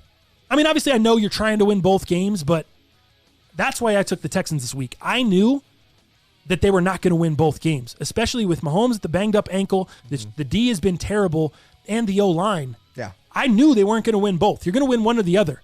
And I thought if they won Sunday, Denver has a really good chance to beat them because they were going to put all out. Right. I don't feel like the Chiefs gave everything they had on Sunday to beat the Texans. I just don't. I feel like they didn't push on the gas as much as they could have. Yeah. So I get that same feeling. They got to, regardless, they got to fix the defense. But I don't know. You fix the defense in a week. You talk about Andy Reid maybe planning more for the Broncos than the Texans. I think there's probably some validity to that just because of the simple fact that our division That's just me looking at the situation. Right. Look at the Chargers all of a sudden. They're coming off of what, 2 losses or 3 in a row now after yesterday? Oh, 3, dude. Is that 3? Yeah. Look at the Raiders. Yep. They obviously had the bye week this week. They looked good last week, they though. looked good Beating the coming out Bears in London. Yep. Beat up the Bears. So I don't know, man. Maybe Broncos are looking good too. Let's be real. Look at the Broncos. 2 in a row? No, look at the schedule though, dude. They should have 2 more wins. Yeah. That game You're against right. Jacksonville You're at the right. end, they shouldn't You're have right. lost. Week 1, they shouldn't And have Chicago. lost. That's what I'm saying, dude. Yeah. They should have 2 more wins there. There were some ref calls. There were some bad calls in there. And they're starting to show you they're not as bad as everyone thinks they are. They shut out a Tennessee team. Tennessee's beat some formidable opponents this year. Look at Tennessee's schedule. Who the hell did they upset week 1? Oh, they beat Cleveland week 1. That's right. But they beat the shit out of Cleveland. Mm-hmm. That's another thing too. Let me finish out this heaters and then we'll talk about Baltimore. Oh, dude, your biggest one. Vikings. Dude. Vikings -3. Wow. That's where I'm going. I stayed the hell away from that game. I really like the Vikings are just, and Kirk Cousins especially, so much different at home. Yeah. So much different at home. In that dome, in US Bank Stadium, he just, on the turf, I don't know. I don't know if he's comfortable. I don't know what it is, but he is just a lot better at home. Just a lot better at home. And they're just harder to beat at home. So I really like the Vikings there. I thought the Vikings were in a good spot. Let me see. Who are the, what was the final in that one? They scored 38? Yeah, it was 38-20. 38-20, see? And we're talking, let me see here. Here's why I like that game. Philadelphia Eagles. I think the Eagles are another team. Kind of needs to figure it out, especially on defense. Secondary, poop, dude. The secondary is not good, and they did not look that good the week before. Who did they blow out? The Giants? I think it was Giants. Who did they play the week before? Philly just did not look good. That's another reason I chose Philly last week. I was not a fan of Philadelphia the week before. No, Jets. Jets, I'm sorry. That's who they looked great against. It was the Jets. It was Luke Falk. Yeah. So what did I do? I came back this week. I hammered the Vikings against Philly, who everyone saw blow out the Jets and thought, oh, Philly's great, Philly's great, Philly's great. This was another line. The public hammered Philadelphia. I went opposite with the Vikings. Easy victory. And then I did the same thing with the Jets. The public was hammering the Cowboys, thinking they're better than they are. You know the public's still hammering, surprisingly? Who? The Falcons. Really? They're a one-win team, guys. The Falcons are not good. They're not going to start being good. They're not going to just turn it around. Let's just put the Falcons to bed. They're not making the playoffs. They're not any good. They're just not. Dude, they've had new offensive coordinators, defensive coordinators in the last 3 years. Dude, there is nothing they do well. Let me give you my last one. Steelers +6 last night. A shocker to a lot of people. Yeah. San Diego, out in that little soccer stadium over there. San Diego. Dude, that was incredible. The home field advantage the Steelers had, which they were supposed to be on the road. Yeah. 80% Steeler fans in that stadium last night. Philip Rivers was having to audible, having to do check downs, trying to hear at the line of scrimmage, looking terrible as ever. I don't know if that O-line, that might be the worst O-line in the league now. Remember I said Cincinnati at the beginning of the year, the Dolphins? Dude, Phil Rivers, he drops back, and their defense is so bad that they give up 21 points in the first half. Now you know that they've completely abandoned the running game. No more Eckler, no more Melvin Gordon. It's Rivers dropping back every play, and TJ Watt and Devin Bush and everyone just blitzing off the edges, dude, over and over and over last night. That was brutal. But easy win for me. I had the Steelers +6. So that puts me at 4-1 this week. Nice week for me. So that's going to give me 21-9 on the year. Jalal, find me the percentage, please. 21-9 on the year. What is that? 21 divided by 30? I think that's how you do it. 0.7.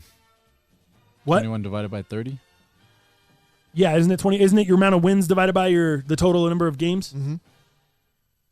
Yep, that's 0.7. So it's a 70%. 70% winning? 70%. Yeah, I was at 68 last week, so I leveled up a little. Nice. Leveled up a little. 70%, damn it. Where am I? I'm looking at it. Do you have your record at the top on the heaters that I sent you? No, I don't. Oh, dang it. I'm trying to find, where are mine? Because I have it in my notes. Hold up. I can't, damn it, Dal. Dude, we might need to do some recon work. Yeah? I can't find that other note. Dude, did I delete it? Did I send you? You sent me heaters. I sent you the heaters. Did I send them to? I I think when I copied the note to put them on, shit. Wait, it was 25 games total. We're at 25 games. You had, I think you had, let me calculate. I don't want to think. You had, it was 25 games. You had,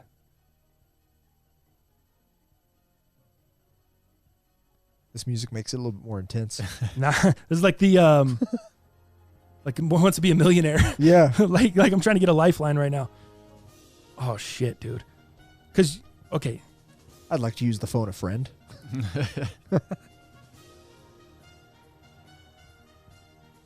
Were you 9-16? I don't know. I'd have to go run it back on the cast. I'm gonna have to run it back too. We'll have to run it I can't. back. I don't have your percentage. So I'll add your 3-2 this week. Okay. To whatever that is, because yeah, I'm just over here guessing at this point, Yeah, don't want to do that. which is Below, not good. not good at all. Not good. Tell me. Okay, that's enough. That's enough with the football stuff. Do you have anything more in the NFL? this No, weekend? man. No. You looking forward to tonight's game? Not really. Who cares? I have some fantasy implications. It'll be okay. I think the Packers are going to take it. Think so? You? Are they playing at home? No, they're playing in Detroit. Detroit. Yeah. Yeah. But this is where Aaron Rodgers is the one of his Hail Mary miracles. Oh yeah, you're right. So yeah, that's kind of where I'm gonna go there. All right, we got a ton of sneaker content. Let's jump into sneakers. Brought to you by Rejuvenator this week. As you guys know, you can use the code. What is the code on Rejuvenator? Underrated 10. Underrated 10. Yep. Sorry. You can use the code Underrated 10, rejuvenator.com, and get yourself your sneaker cleaning products. I actually had to, dude, look at the solar yellows we're about to look at in a second. Yeah. I need these need some Rejuvenator care like you haven't seen. Look at it. Up on here, kind of got some black Oh yeah. stains on there, some stains in the toe. So I'm gonna use my Rejuvenator later today and my girls' NMDs. But the cool shit about this, I can just run the brush over them, throw them in the washer. No And they're good to go, especially if you throw them in that sneaker bag. Yeah. You don't have to worry about, you don't even have to take the laces out. You don't have to worry about it getting snagged on anything. The sneaker bag is dope because you throw the shoe trees in the shoe, you throw the stuff in the sneaker bag, you throw them in the wash, especially with Ultra Boost.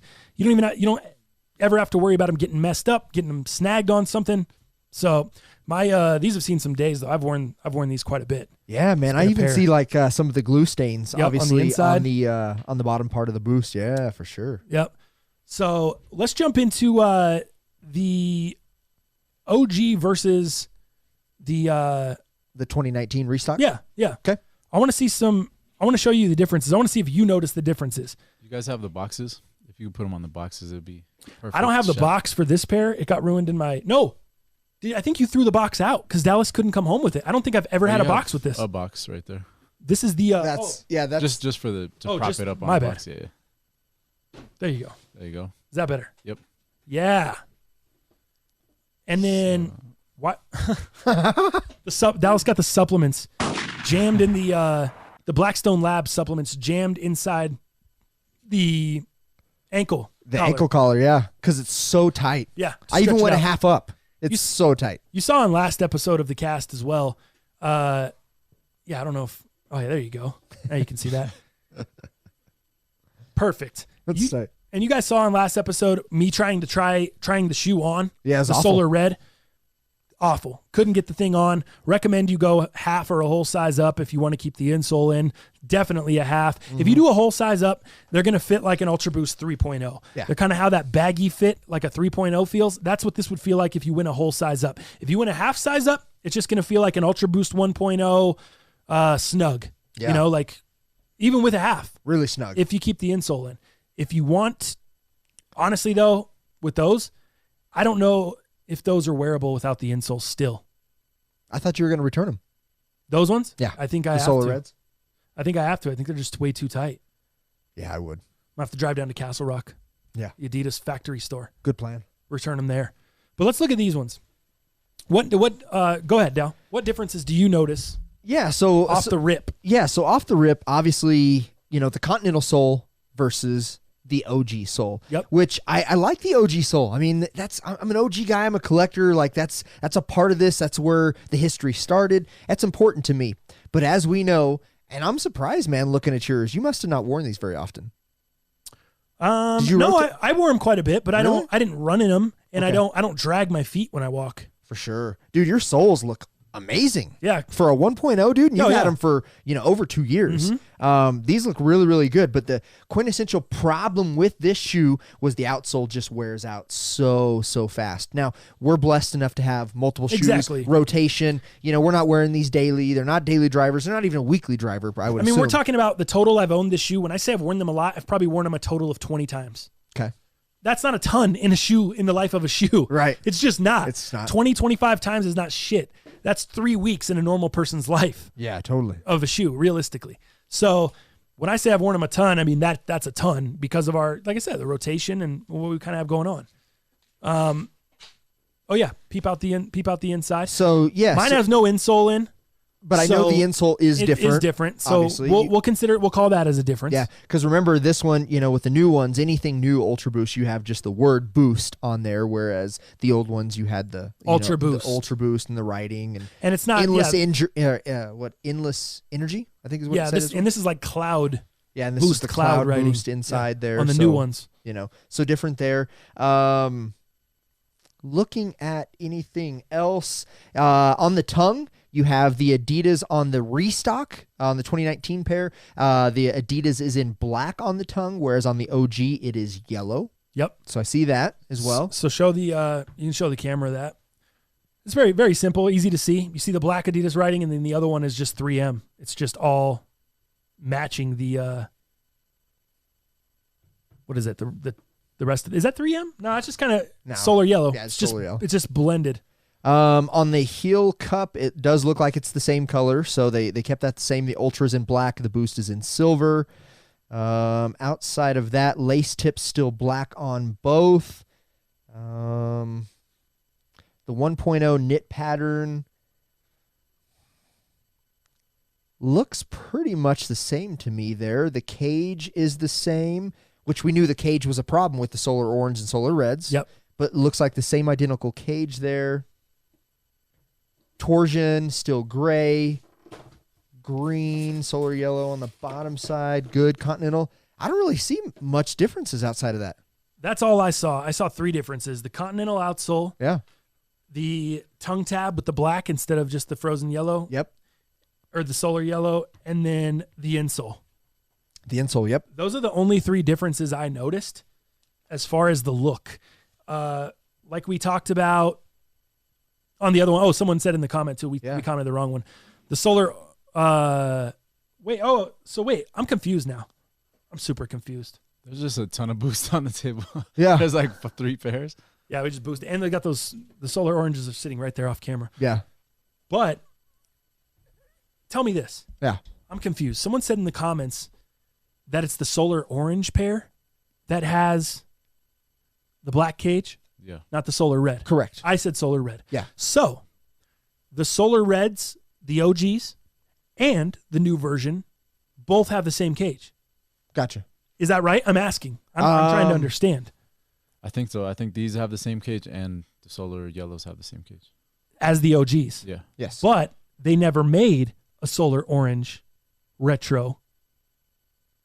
Because a lot of people thought a solar orange retro was dropping with the solar pack. They never did. They only did a solar yellow and a solar red, right? That's what I think. No solar orange. So the cages are the exact same as the OGs on these retro pairs. Right.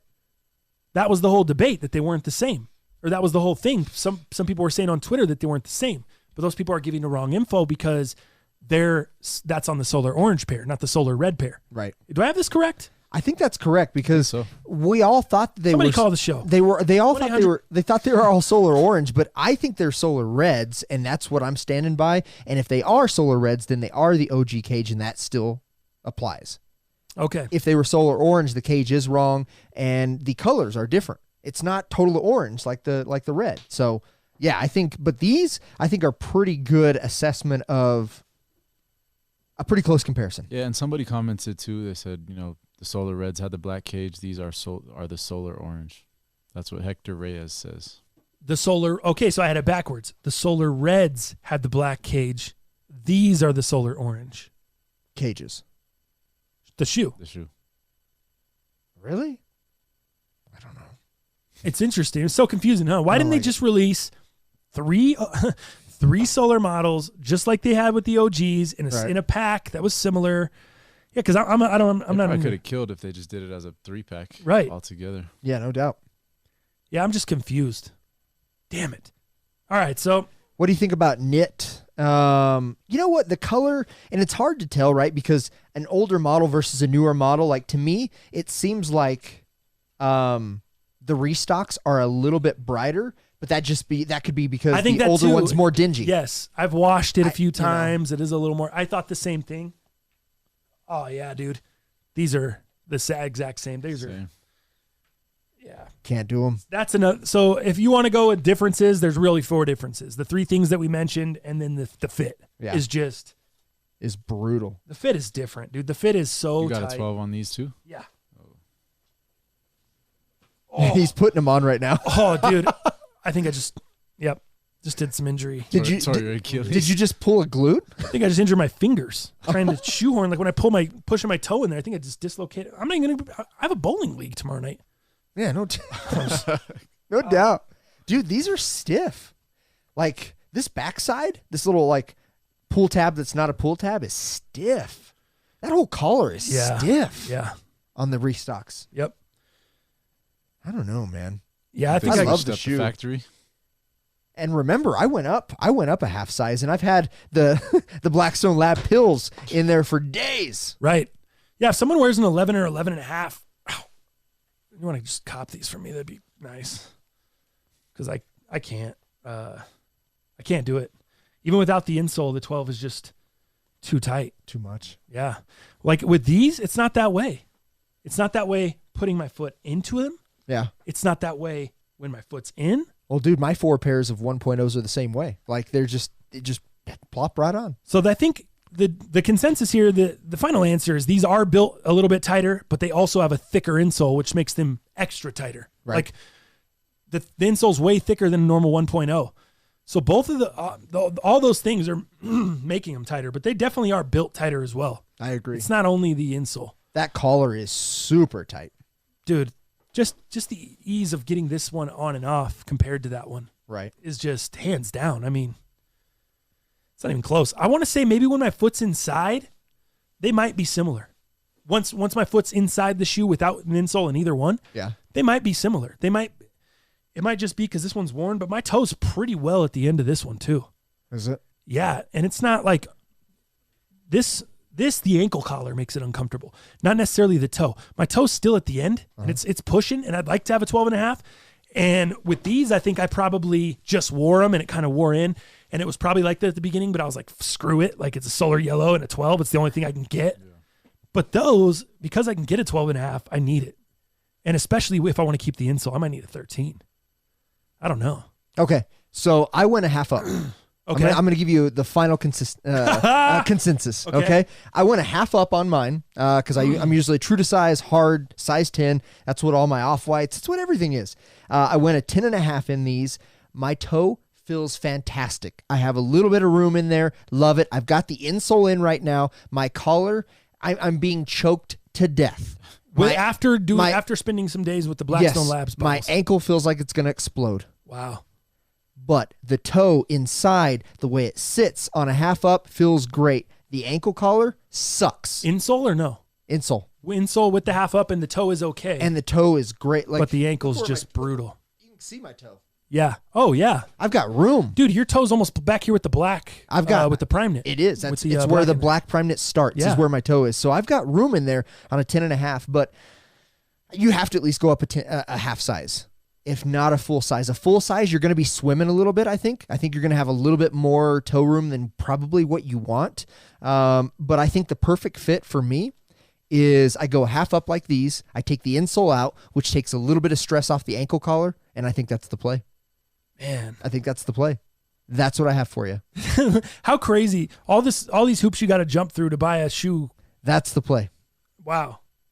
So just to get a shoe to fit is what you got to do. Adidas, man. So yeah, if someone wears an 11 or 11 and a half and you want either of these pairs, just hit me up. I'll send them to you for what I paid shipped. I'll just lose money on the shipping. That'd be cool. If not, I'll just return them. But, someone out there wants them and doesn't want to have to go through the headache of trying to find them or dealing with someone else, let me know. So, solar yellow. Comparison. There it is. Love it. All right, let's move these off and let's go into the Travis stuff. Obviously, we talked about the cereal. Where did you get Dalf cop this Travis Scott cereal?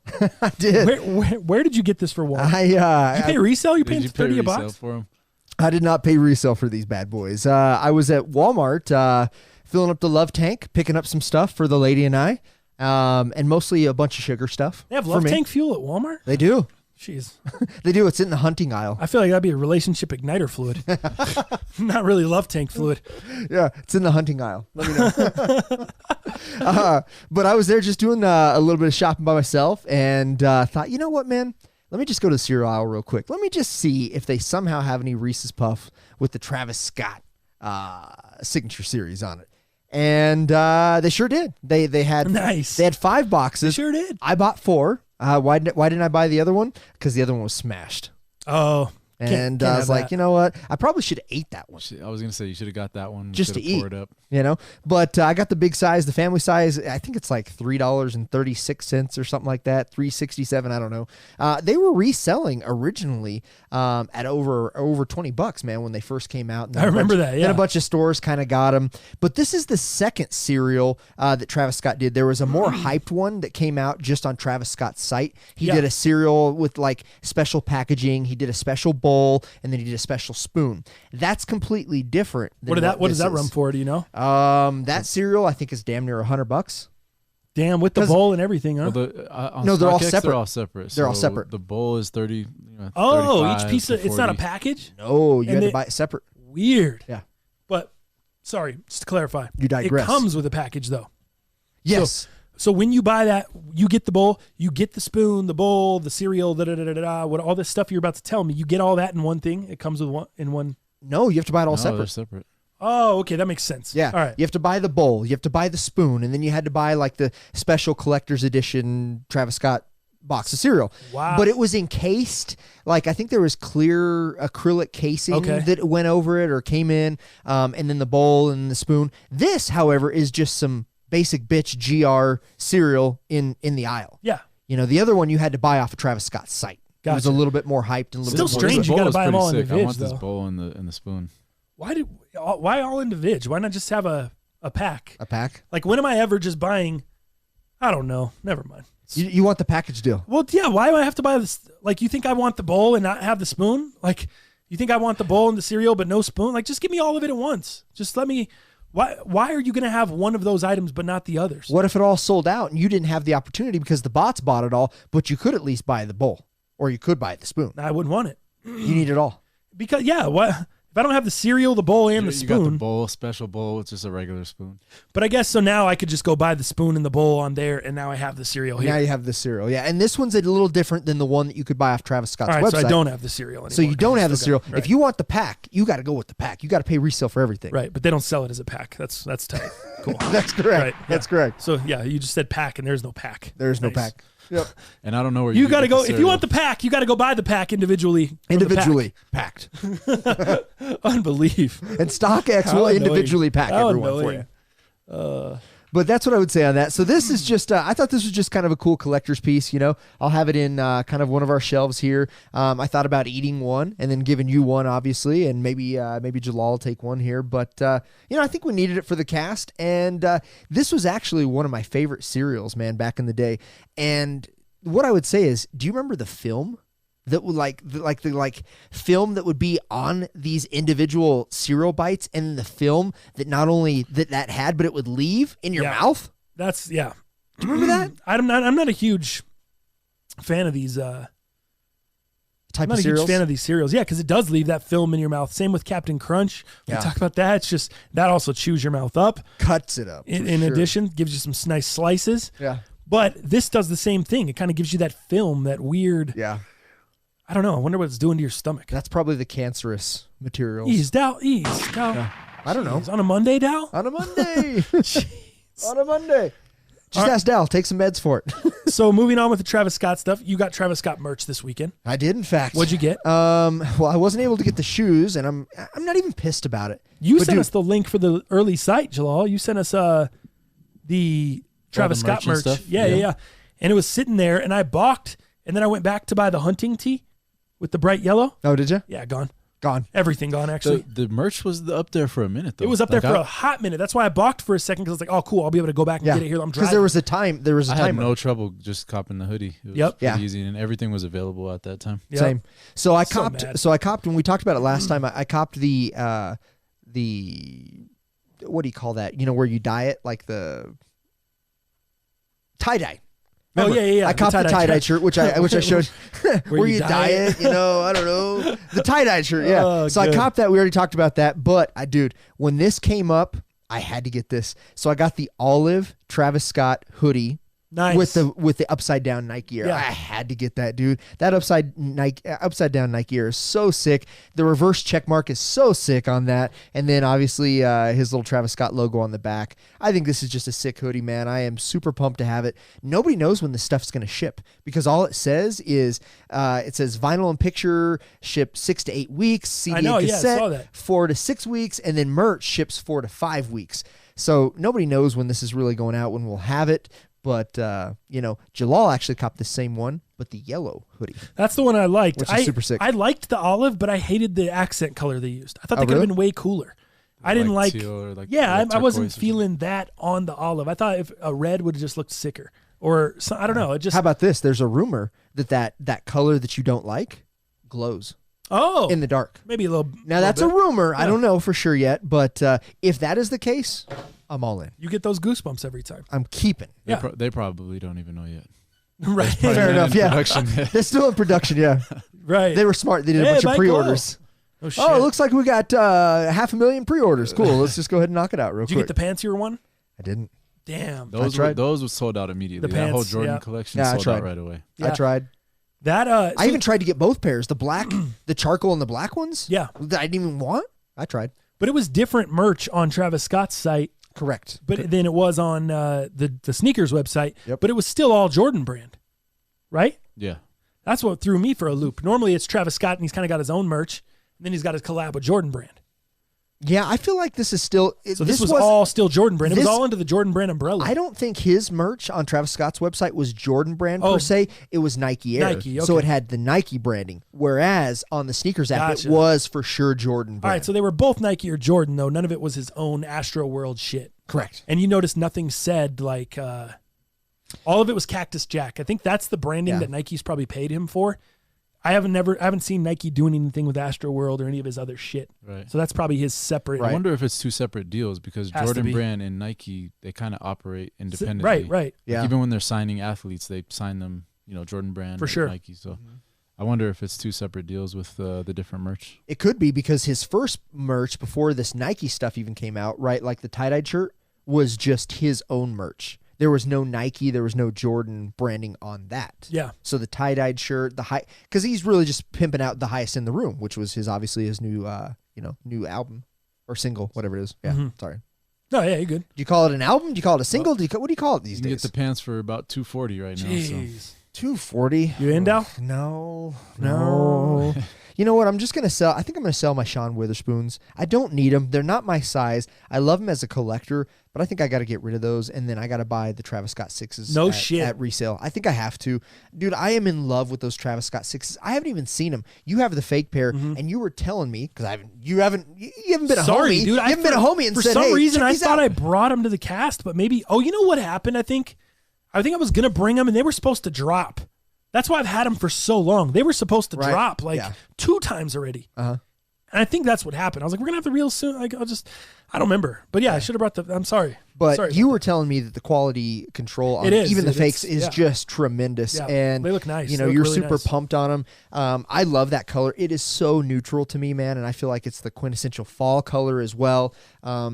This could easily be a daily for me. And I don't say that loosely, especially how much I'm going to have to pay, because my size 10 versus your size 12, dude, there's already $250 difference. I know. I looked at the mine's over a G easy. The size 12 is basically going for like $800 right now. Yeah, and mine's $1,100. That's crazy. So such a crazy diff. So I really, really want that shoe. I really, really want to wear it. I'm actually in love with the shoe, and to me, I haven't even seen it. You haven't even seen it, and you're in love. To me, you're ready to sell your withers. Guy. Yeah, to me, it's the shoe of the year for sure.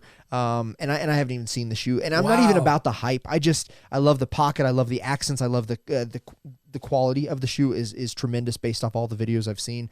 I just love it, man.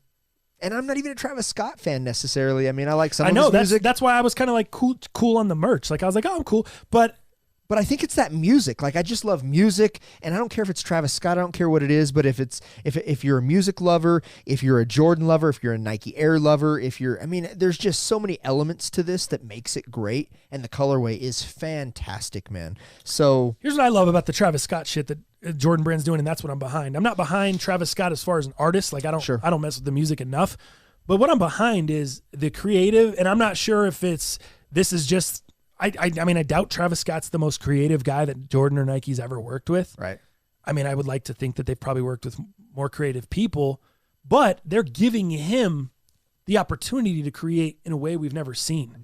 They're not allowing him. They're not saying, hey, man, here's this silhouette. Go ahead and change some colors like they do with a lot of people. Change the insole out. That's as far as you usually get. They don't let you normally change the silhouette, like adding a huge stash pocket to the side, adding the swoosh backwards. All that shit is super dope to me because they're allowing him these creative liberties that we haven't seen with anyone that's worked with them before. Aside from maybe Jerry Lorenzo. And that's recent though. And that's recent with giving him his own silo, right? Those two guys, those two individuals, Nike's never done anything. And maybe that's a new thing. Yeah. Dude. Maybe that's a new thing they're allowing with creators. Yeah. But I love it. I love what they've been doing with Travis Scott just because I think it's creative and I think it's cool. It's not for the hype or for the artist himself or any of the other shit. It's not that I love the guy that much. I'm jumping out the window that much for Travis, but and it's not saying I'm against the guy either. It's just whatever to me. But what he's been able to do with Jordan's line, I think is awesome. And that's where I'm at on it. I think it's super cool. And that's the reason that I want to have it in the collection. I think it's dope. Yeah, for sure. I still got to go back and get a pair of Travis Highs. And I think I've got to do that quickly because they're going to continue to go. Do you think that they could get as high as like maybe the Chicago Off-Whites? I don't think that high. Not that high? Maybe not, but dude, if I need it because it is the very first backward swoosh on a shoe ever, and especially being a Jordan 1 guy, like I've just got to go pay for it. You got to have that. I got to have that in the collection. And do you have some shoes that you want to sell? Yeah, of course. I got to get rid of some shit. So, still staying with Travis Scott real quick, a little interesting news. You're familiar with the Rolling Loud Festival, correct? That just occurred? Yes. I wouldn't go, but yeah, I'm familiar. I wouldn't either, man, for sure. I'm not, that lineup is not for me. I mean, I think it's great, but I'm just not interested. That being said, Travis Scott at Rolling Loud, this past Saturday night at his performance at Rolling Loud, took a major fall, dude, and messed up his knee, something fierce. So while Travis was performing Butterfly Effect at Citi Field in Queens, when he jumped up and landed wrong on his right knee, then took a major tumble to the ground. And the cool thing is, Travis Scott is all about the hype and just running around stage, antics, doing crazy shit, right? Like he is the epitome of hype, right? At a concert, and his people know that as well. Like all the people that go and watch, dude. He continued not only through the whole Butterfly Effect song, but continued his whole set, dude. So eventually he finally stopped and said, man, I think I messed up my knee, but he's like, I can never stop this show though. And nonetheless, the show went on. Wow. Now later on in this show, you will see that they actually got him in a knee brace. Yeah. And he continued. It's amazing. So shout outs to Travis for that, man, because that had to have been a pretty crazy injury. So we don't know if it's MCL, ACL, that type of thing. But dude, he jumped up like he was going to grab something on stage is what I can see from the video that we have playing. And like he landed on his right leg first, and then it just like buckled. Huh. It just completely buckled out from under him, and then literally got back up, putting all his weight on his left leg, I believe, and just kind of started limping around, and then limping around, and then finally he went to the side of the stage, was just kind of singing into it, and then maybe his manager or somebody that was running kind of the stage, he whispered into his ear and kind of said what was going on, and then went through the whole Butterfly Effect song, into a next one, and then finally made an announcement like, man, I think I really messed up my knee, or something. And then they eventually got a knee brace on him, and dude, he did his whole performance. Any update on what the injuries are? Not that I've seen yet. Again, they all think it's either MCL or ACL. Sprain or tear? Sprain thus far, but I haven't seen any MRIs. It's kind of crazy if he tore any one of those and he was just still on stage performing. MCL's definitely, you could tear an ACL or an MCL. You could partially tear. You could go years on that thing. You could still roll around an MCL. ACL, possible to still roll around on it. Just kind of depends on the tear, who the individual is, and what they're doing, how severe it is. But either way, I mean, you still want to have surgery for them to get them repaired. But MCL, there's been people, you roll around with an MCL tear, they've been completely torn MCL. And if you're not doing a bunch of jumping around and shit, you could roll around with a torn MCL and go to work and do normal shit just fine. It's when you start trying to cut and do athletic shit where it's weak and it kind of wobbles and you feel like you need to get it repaired, which he does all that. So he's going to need to get it repaired either way. Sure. If it's a sprain, cool. He's good to go. Keep the brace on. Probably don't get too crazy with the weight. Do some crutches and you'll be good, healed up in a month or so. But a tear, you're gonna need to get some surgery. Yeah, no doubt. Depending on, again, MCL or ACL, severity, all that stuff. But being a guy that's had multiple knee injuries, both knee injuries, been sidelined, none of it's fun. It all sucks. Yeah, no doubt. But having his money and having his lifestyle probably makes it a lot easier. He wasn't probably having to climb into a tub. He probably has a nice shower he just rolls right into. Yeah. I was like cropping around on crutches, the floor's wet, slipping and falling in the bathroom. Like, it's an issue. It sucks. It's not fun. But yeah, you ain't going to be dealing with any of that. All right. Is that all on Travis Scott then? Yeah, that's all I have on Travis Scott, man. Crazy. A lot of between this dude just took up the whole section. I know, right? All right, let's get into a few shoes, and I don't even know if these are drops necessarily, but first we'll do the Jordan 8 Pendleton. Yeah, man. Give me some info on that. What do you know? I love the 8 because it is such a classic. Right. But gosh, I hate wearing the 8. I hate trying to style the 8. The 8 is heavy. The 8's clunky. Styling the 8 is, depending on which 8 it is, it can be tough. Yeah. But mostly, actually styling it is not that bad. It's mostly the big, bulky clunkiness of it. And it's like a space shoe. They're just hard to wear now for me. For whatever reason. Just hard to wear. I think they're clunky. I think you took the words right out of my mouth, man. They're clunky. They're big. For me, I have a hard time styling with jeans. I think they look okay with shorts. I think that's probably your better play. But at the same time, then the clunkiness and the athletic look, it's not for me. I just can't really pull it off. But I love that shoe because of Jordan, and when he played and when I was coming up in the game, that shoe made sense. So I like it. But especially with Space Jam, like Bugs Bunny wearing the Space Jam bugs, as they call it, the white joints. It's nostalgic. I love the shoe. I love the silhouette, but just not wearing it. I think, maybe I'll go back and cop a pair of playoff 8s or something like that, but I just don't. Do you have any in your collection right now? No. I just sold the last pair I had, those Peapods. Oh, yeah, really? Yeah, the last pair I had was the Bugs. Sold those. Great. I had, of course, the Aquas, both Aquas, the original pair and then the retro pair, but I just can't have 8s, you? I still have my Aquas and my playoffs. Oh, you got the playoffs? The two I like the playoffs, and that's such a classic. Yeah. It's the most comfortable. The red, for me. Yeah, the most comfortable. Like my feet don't get tired like they do with like 1s or 3s. Right, really? Yeah. Right.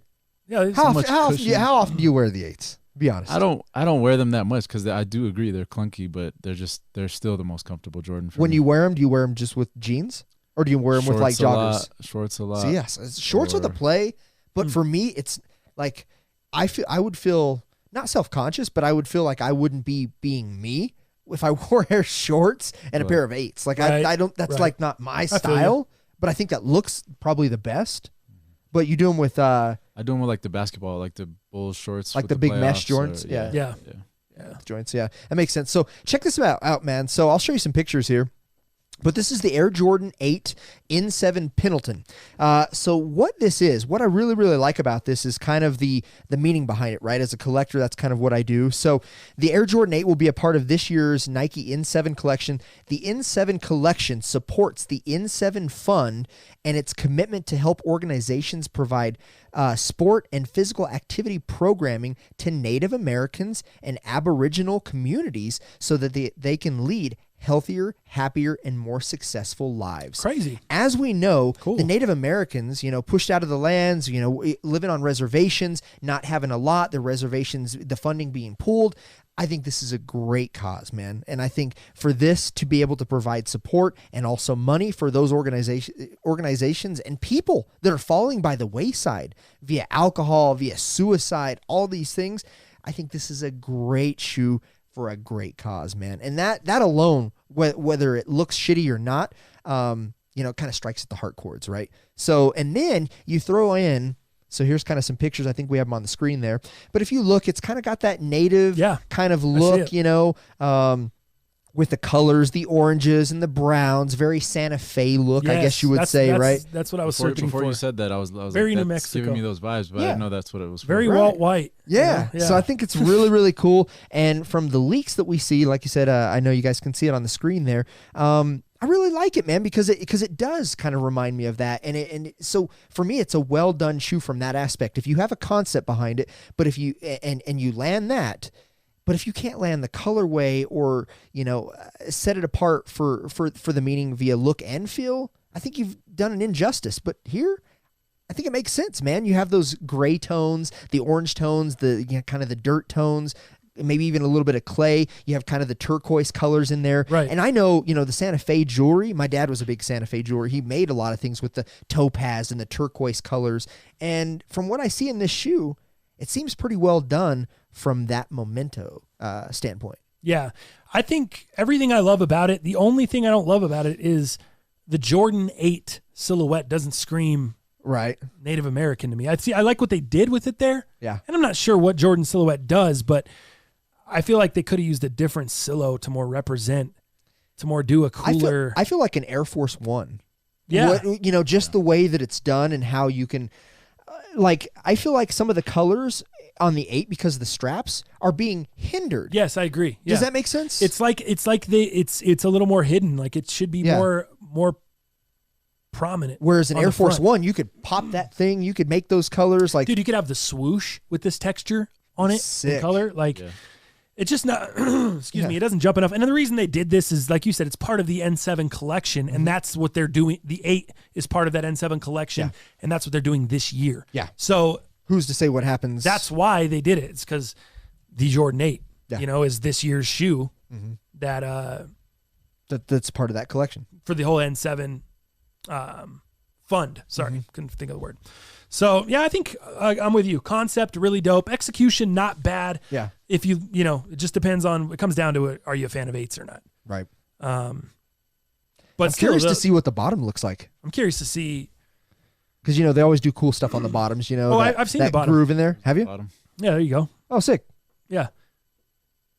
Here's a bit. Yeah, nothing crazy. A little bitter. Yeah, it's not. Yeah, nothing crazy. No, yeah. It's nothing too over I retract. Right. But that's one of my earliest memories of Jordans as a young kid was 8s and the way the bottom looked. Yeah. That Jumpman and the bottom and those holes in there. I remember you'd get rocks stuck in there. Yep.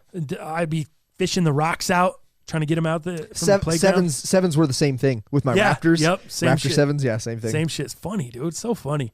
All right, let's go to the last shoe here to wrap up sneakers and fashion, dude. And this is going to be the Holy Water Air Max. Ugh. This is kind of crazy.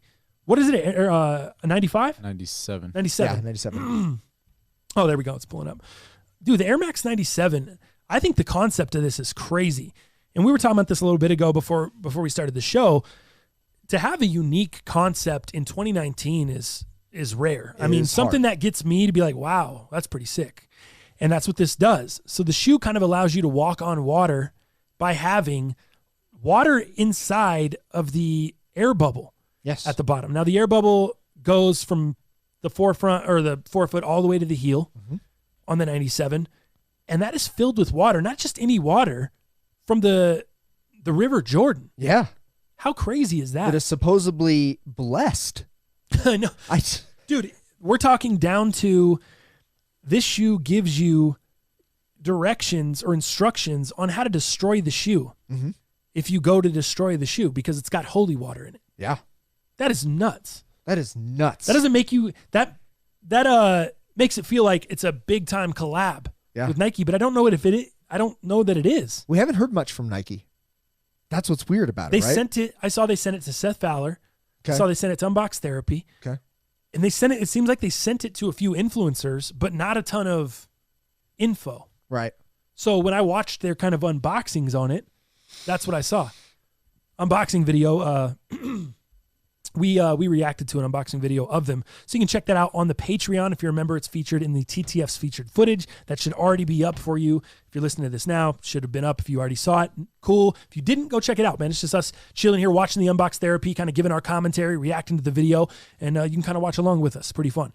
But to jump into the shoe, are you going to show that on the screen?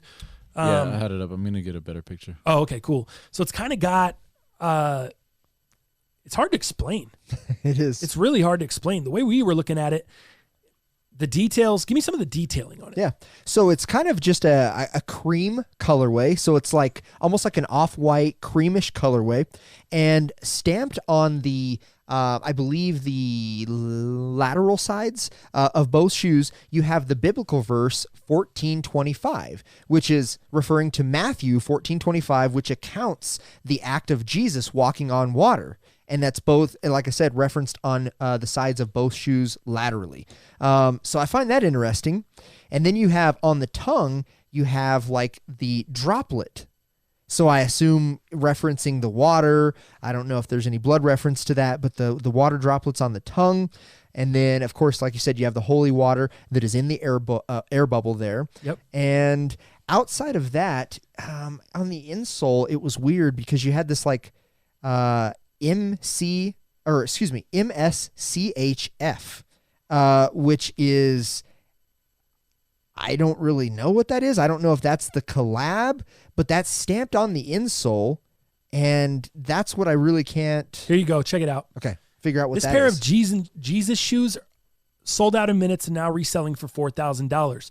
And for that price, the lucky owner can literally walk on water. Mm-hmm. The shoes were designed by Brooklyn-based creative arts company MSCHF. Okay. And they come with holy water in the outsole, or in the midsole. Wow. I don't know what the heck. Let me see. We don't know what that company necessarily Dude, does. You go to their website. This is what it literally looks like, dude. A bunch of code with some dates, times, and it says Jesus shoes at the top. Oh, weird. So I'm gonna have to explore some more on this website. Yeah, no this doubt. This is their website, and this article's on CBS News. And this is the company that collabed with Nike? That's what I'm seeing. Let me see. MSCHF bought a normal pair of Nike Air Max 97 sneakers at market value. The company's head of commerce, Daniel Greenberg, confirmed to CBS News. A plain pair of men's Air Max 97s go for about $160, but MSCHF completely revamped the shoe and added a golden Jesus crucifix on the shoelace charm. MSCHF also sourced holy water from the Jordan River, which is blessed by a priest in Brooklyn, and added it to the soles of the sneaker. And that red blob that I was talking about that I thought was a droplet, that was a red blob at the tip of each trainer tongue to signify the blood of Christ. Look at that, dude. Wow. So this is a totally separate company that kind of just went rogue and started making their own. The new Jesus shoes went on sale for $1,425 Tuesday and sold for that price within a minute, Greenberg said. The buyer now has the sneaker listed for resale on the website StockX for $4,000. Wow. Greenberg said the company does not personally know the buyer of the Jesus shoe, but they are aware the person listed the sneaker on StockX. MSCHF is a counterculture media / product brand playing in a gray area that isn't yet defined by traditional approaches, Greenberg said. The company's objective is to drop a new project every second and fourth Tuesday of the month. That's what all those dates that we just saw on their website must be. Gotcha. Past projects include New Times Roman, a font that is a classic New Times Roman, only each letter is 5 to 10% bigger, making it easier for students to fill the pages of their term papers. That's one of their products. Wow. The company also I'm created... confused. You said that they sold how many pairs? It it doesn't say. It just says a pair for $1,425 on is Tuesday. that like a special pair? Because there's tons of sizes, and we were just watching the review and stuff. Yeah, so I have no confused idea. me. I know. I have no idea. And this article's from 2 days ago. Okay. CBS News. Let's see. Company also created internet plugins for Wikipedia pages that make the pages look like real sources. Another cheap method for those who are still writing papers in school. The Jesus shoe, however, is possibly MSCHF's most viral creation. and it received both positive and negative feedback. The shoes were designed as a response to the ridiculous brand collaborations such as Arizona Iced Tea and Adidas. We set out to take that to the next level, Greenberg said. We asked ourselves, what would a shoe collab with Jesus look like? Obviously, it should let you walk on water. Well, how can we do that? You pump holy water into a pocket of a pair of Air Max 97s, and with that, you get Jesus shoes. The holiest collab ever, Greenberg said. That's it. It's the end of the article. Pretty sick. I think Kanye's Pretty gonna crazy. jump on this wave now. Oh, dude. I bet Kanye's jelly. On the shoe. Kanye's so jelly right now. With He's this so whole jelly. Sunday He's probably service mad and he didn't everything. come up Oh, with that guy's. Would all right, tell me this. Are there enough sneakerheads that are deep in the game like this, that listen to the show? Not to listen to the show, but that know about this and would be like, hey, this fool's biting shit. Or they'd just be like, oh man, that's greatest, dude. Kanye's a genius, bro. That's the greatest thing ever, dude. I don't think most people would notice. They wouldn't care. Because he's already like pimping the Jesus stuff and socks and Sunday service. Yeah. It kind of fits his theme. It's it definitely fits. on brand for him, but the fact that this company already did it is crazy. And the fact that I don't know how many pairs. Did you see him on StockX? yeah. I couldn't find him. Well, I mean, you can buy now, so I'm assuming those people that are listing them have the shoe. But that's what I was confused about. What do they go for? About 3,000 right now. And retail was $14.25. All right, so tell me this. Seth Fowler, did he buy him? He bought them. There's no way he was given those. He bought them. Unbox Therapy bought him? Nope, given. Given, you think? I do. But why would that company send them to anybody? Right. That's what I'm confused about. That was initially what I thought. Before I just read that article on the show, I thought this was something to do with Nike. I thought so too. It sounds So- like Nike's out on this. Sounds like Nike doesn't have anything to do with it. Nothing. And the reason I thought it was something to do with Nike, go watch the Unbox Therapy. Go watch the thing on Patreon. Sign up for $10, best $10 you ever spent, and go watch the damn Unbox Therapy with us. My man has, like, it looks like a brand, like the shoebox is fire. Like it looks like some shit Nike would send. Like it's like a drop. So it's like nice. a drop front, open up like specialty box. It looks super sick. And then the detailing on the shoe, from the scripture up on the toe to the charm that comes attached to the tongue to the drop of blood that you said representing Christ there. Yeah, and Dude, the crucifix is the charm that you're talking about. Yep. wild. Pretty cool collab though. Religious or not religious, no matter your stance, man. That's pretty damn cool. Like cool concept, something that hasn't been done, and something that was just thought of by this media / brand product company. What do they call themselves? MSCHF. No, what did I say it was? I don't know. Counterculture Media / product brand company. Wow. That's their official. That's what they're known for, creating. Pretty crazy. Where did they keep this extra water? Because they put 60 cc's of water that was originally sourced from the River Jordan and then blessed. I wonder where that company keeps all that water. Right? What do they How do much with do all they that get water? there? Yeah. They have a bunch of tank. Like they travel back with a big old. Check this out. Are they This doing is the baptisms in the greatest back? flip Right, got it ever. out of their toilet bowl. This is the greatest flip ever. So Okay. I looked at the style code Okay. and it has JSUS on it on the end. So I took that out, looked up the shoe. They literally just have a white Air Max 97 that they customized for this. Yeah. I thought it was like at least the same colorway and stuff. It's just a plain white Air Max 97. All they did was have an idea, Yeah. execute the idea really well. Let's be honest. Crucifix, the blood, the colors. I mean, the idea is very well executed. But they took they took the plain pair of Air Max you're seeing on the screen right now, and they made those into the. Because there's blue hits on the top. Like Wow. they had to do some real customization to the shoe. Yeah, they made it sick. kind of aqua. They made it. The blood But droplet. how many pairs? How many pairs? How many pairs did they sell? How many pairs did they do this to? How much water did they have? I have so many questions. We need to get these guys on. Jalal, reach out to MSCHF. Let's get them on the show. I'm serious. Let's have a phone conversation with these guys next show. This is You know interesting what? stuff. I'm not even buying the Travis Scotts now. I'm buying this pair. This is fascinating.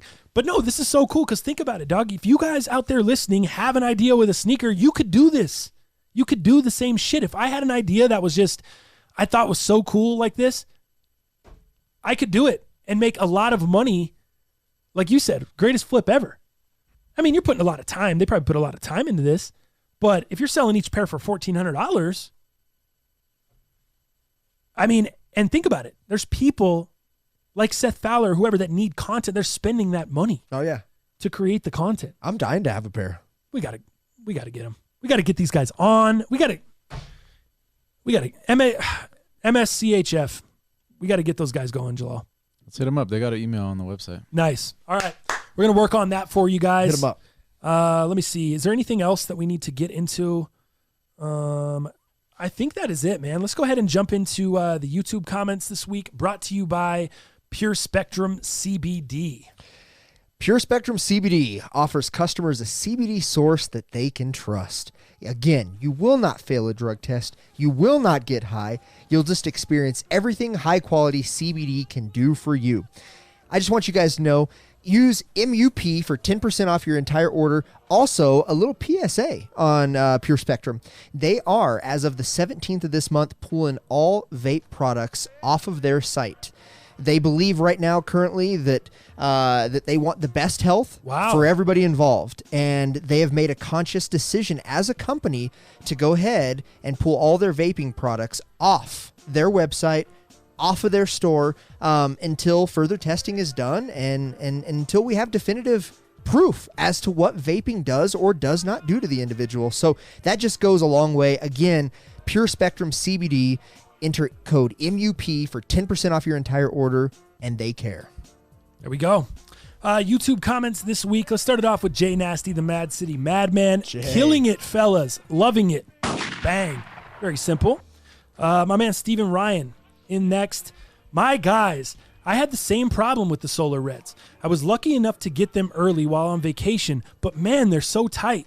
I wore them on the flight home and started feeling dizzy and really ill because my feet swelled up slightly inside the shoe. Wow. And the damn ankle collar was cutting off my circulation. Below not good. Below not good. Holy shit, dude. This guy was getting sick. God dang. Still love the shoe, though. They're loosening out a lot more with the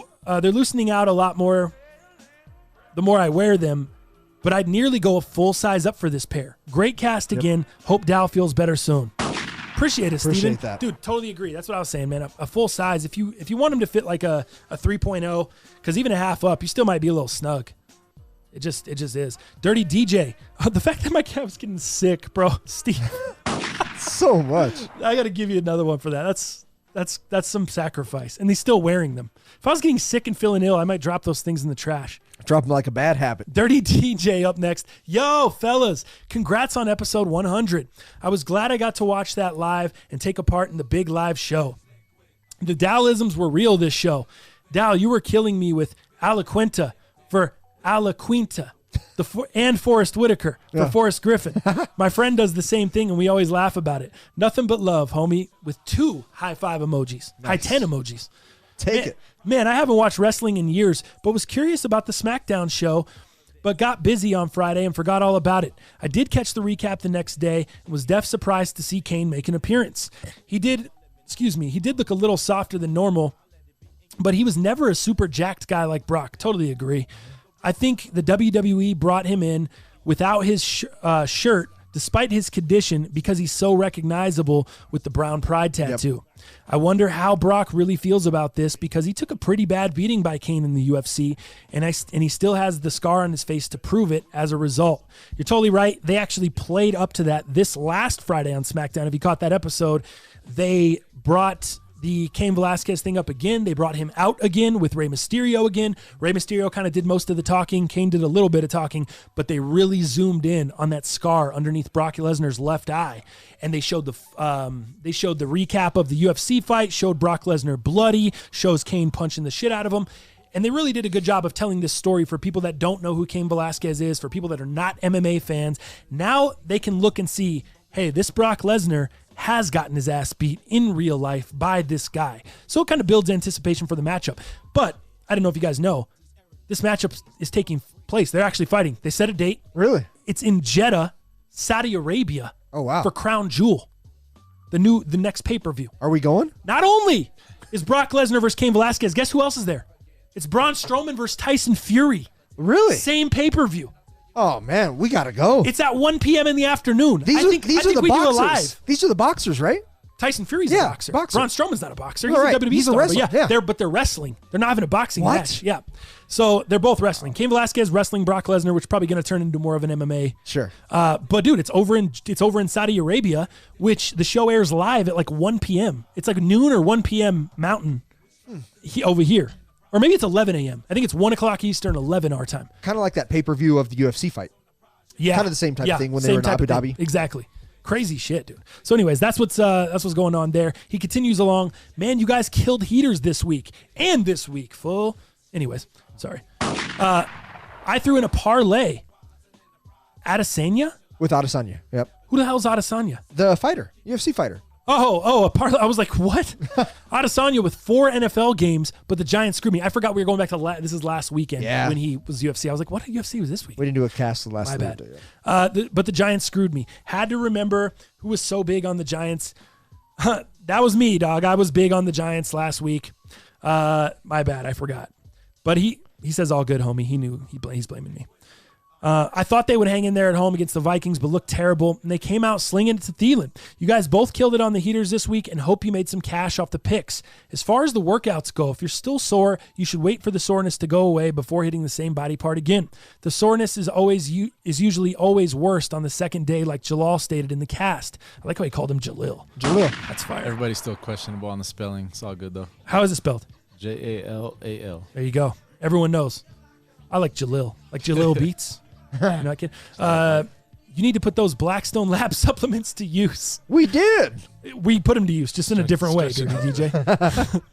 Man, I knew you guys would be out on the Citrons since you have been out on all the other dingy colorways. I'm actually really liking them, and I was glad that they were really easy to pick up. I doubt I'm keeping the Clouds and might be moving to the Lundmarks since I'm keeping the Citrons. Keep up the great work on the cast. Oh, and I would be good with 3 shorter casts a week with separate heaters and fantasy show. Oh, and TTF, you were killing me. Farley, this guy's got tickets on Monday Night Raw tonight. Doesn't know we're on the air. Nice. Sorry, someone's blowing up my phone here. Oh, and TTF, you were killing me putting on those solar reds. Pure comedy. Glad I know to go a size up when I cop those. This baggies pants trend is below not good. I refuse to go back as well. Below not good. I agree. There you go, Dirty DJ. Thank you for coming through, bro. All right, Fail Beast. Yo, fools. I'm with Dow. Who gives an F about social media? It's hard to find authentic people out there. Mostly wankers trying to impress strangers with bullshit. That's why I like you fools and the normal fools that connect. Authenticity rules, fools. Glad to hear you're enjoying the workout and finding a routine. Reality is, the things that we want are always underneath the pile of hard work we don't like doing. But rewards will come. Anyway, let's go sneakers and give my guy the Travis Scott Jordan 6. Knock on wood if you're with me. Yeah, later. Nice. I'm glad you got him. Good shit. Good shit, Fail Beast. Hector Reyes, you're wrong. Solar Reds had the black cage. Those are the Solar Orange. We talked about that earlier. Love the cast, guys. Keep doing your thing. And go Chiefs. Yeah, Chiefs got to pick it up, Heck. Yeah, I feel bad for you, Not doing Hector. too good. I don't feel bad. I mean, they're still got a great squad. It's better than Denver. Yeah, no doubt. But you got more pieces in place there, but they're just falling apart a little bit. They're just not making money like they did last year. It's like you guys got this new shiny bike for Christmas, and then when Andy Reid was putting it together, he left some of the bolts loose, and now the shit's just kind of coming off. You guys got to go walk down the road, pick up the pieces, and like tighten them up a little bit more. That's what I would say. Mike G. Up next, what's good, guys? Great cast as usual. Can't believe it's been 101 episodes and how time flies.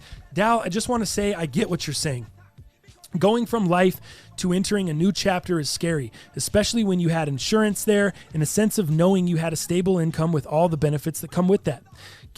Wait, do we read these comments already? Okay, I'm tripping. Oh no, yeah, sorry, I'm super tripping. Keep following your passion, whether it's this or that. Don't overthink it. Don't put so much pressure on yourself. People like you and Chais, it takes a lot of courage to set off onto a goal like you two. Draw inspiration from others like myself and get out of your comfort zone and experience life and what makes me happy. Let's fucking go, boys. Gang. Nice. There you go. So there you go, man. Don't put too much pressure on yourself. People like me and Chais, people are watching us to get joy, fulfillment, passion. We're doing things that makes them want to pursue passions in their life. Just got to remember that, man. Yeah, for sure. Remember that shit. Jason Lima up next. I went half size up on the Solars. Got 2 Yankee candle jars stuffed in them as we speak. LMAO. Oh, Yankee candle jars. Those are huge. That's good. That's a good one. Probably better than the Blackstone. Probably better than the Jack Daniels. Also, not flexing. Those Blackstones are probably flexing a little because they're plastic jars. Oh, yeah. The Yankee candles, hard glass. No flex. Not flexing. flex Dan zone. Pruitt. What'd you say? No flex zone. No flex zone. No doubt. Dan Pruitt. Could be a shock drop for the Travis Scotts on the 10th. Be ready. A lot of people were saying that, man. Didn't happen. A lot of speculation. Short. Oh, shoot. Sorry. My bad. I clicked the wrong button. There we go. What is this name? Short for a stormtrooper, big for your mom.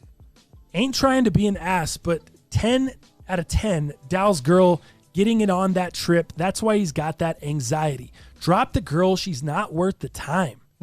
Wow.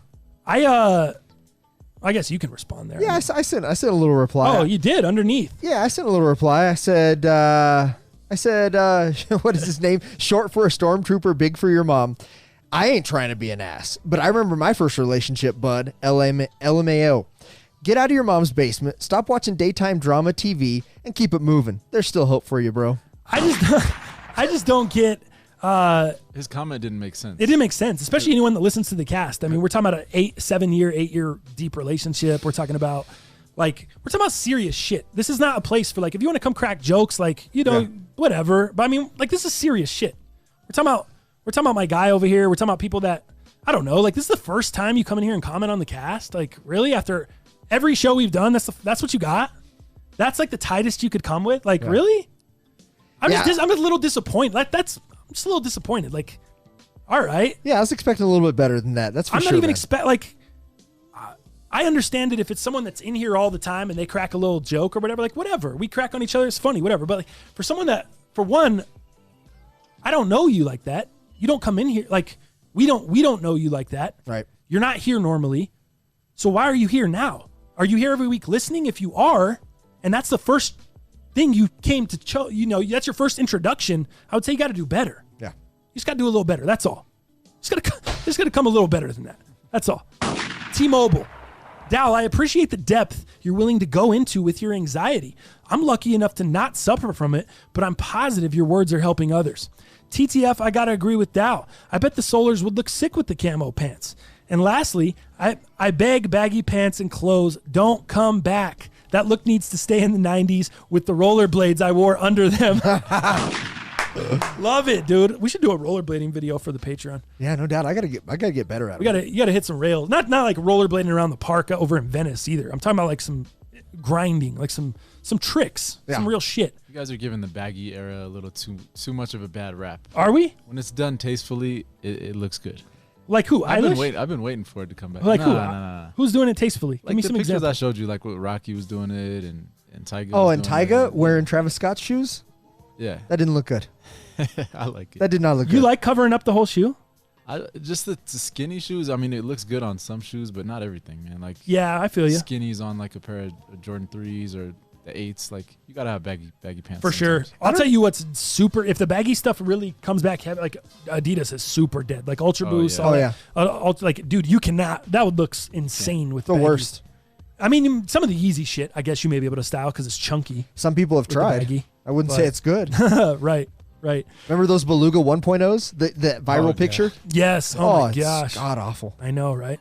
All right, let's finish up here. Steve, next up. Adidas didn't drop the Ultra Boost Solar Red or Yellow. That's correct. On their website? I did check. Yep. Good shit. Yep. That's Thanks, correct. Steve. Thank you, Appreciate Steve. it. Oh, Curbs. Oh, dude, I'm glad you're reading this one. First off, I apologize for missing episode 100. Not only the live, but also not getting a chance to comment on it in time for 101. So much great stuff, and always appreciate hearing my name brought up. Glad you guys still enjoy the G Fuel shakers, and you have to re-up on the G Fuel tubs. That's the way to go, dude. The tubs, not the packets. We got to remember that. Yeah. Do it when they have a buy one, get one free sale. Also happy to hear you're both working out and feeling better in that regard. A little update on myself. I finally broke the 200-pound threshold. I saw that on his IG. Congrats to Curb, man. I was at 245 to start the year. and hit 199.9 pounds last week. Wow. Again, thank you to G Fuel for helping me remove the energy drinks. Thank you to my own stubbornness for helping me not want to break my streak of no fast food since the first of the year. And thank you to all the friends and family out there who have helped encourage me weekly in my fitness journey. Holy shit, Kirby, you didn't do any fast food since the beginning of the year? Wow. My guy. I need to get on that tip. Same. Oh, also thanks to Peloton, as I should hit my 200th ride tomorrow. Love that, man. If you missed the episode with Kirby on the phone, you got to go back and check that one out. It was in like the 80s somewhere. It was maybe late 70s, early 80s. Good episode. He talked about the Peloton bike a lot. In terms of episode 101, I really appreciated Dal's openness about his struggles emotionally and with self-confidence. The conversation was very engaging, and I think it also helps listeners self-reflect. The biggest thing I think you need to take away from everything, especially in terms of social media pressure you're feeling, is to be yourself, Dallas. We all enjoy you on the podcast because you seem to be your authentic self, and you guys make listeners feel like your homies. I don't even know you guys in person, but can't wait to listen to the next episode and hear what has happened in your lives over the last few days. That comes from y'all being real. With social media, you won't get any engagement if you're posting random shit and you don't care about, just to make sure that you're being active to promote yourself. I would recommend just going about your normal day and routine, but just keeping an open mind to the everyday things in your life that listeners might find fascinating or fun. Whenever something seems like it might be Whenever something it seems like it might be interesting to a listener, just take a quick pic and post it. Then see what kind of engagement you get. Mike the Compass said it on his interview with you guys that engagement is becoming more important than follower count, likes, etc. And I know Teddy has always felt that fact regarding his content as well. You have established engagement via the podcast, and it will continue to grow organically if you just keep being yourself. We have all accepted you for the interesting and fun personality that you have, and we don't expect anything more than that. You do you. Love the show. Have since day one. Love the listener family you guys have developed. It is something special. Let's enjoy it while it's here. Kirby, man, holy shit. Super, super sick. Damn, let's enjoy it while it's here. That kind of hits a chord with me because it's like, it's true. Like we could, dude, we could come in here and you could decide you don't want to do the show next week. We could decide we just, it's crazy, man. Yeah. It's crazy. That does definitely, no shit. As much as it feels like it, I mean, we could be this close from not doing the show. It is weird. That just hit me really weird. Kirby, thank you, dog. Appreciate that, man. A little bit of pressure with Kirby being into the live TV production. Right. I know. He's yeah. watching and critiquing probably. I know. No doubt. He's like, God, Jalal, what are you critiquing the doing? transitions. Like, what are you man, doing with that? What was that? That's funny. That's hilarious. I like it. Fabio Perez. Let's go Colts. Colts loving this bitch. They did do their thing against the Chiefs last week, and then they had a bye this week. So looking good. Franchise, putting the Solars on had me dying. I had the same problem putting mine on. Not good. Not good. And whether my guy was joking or not, I actually agree with Dal on the Solars and the camo pants. Fire. I got your back, Dal. Flex emoji. Anyways, good cast, my dudes. Keep pushing. There we go, Taylor. Sick. Appreciate it, bro. I got a little style. What do you know?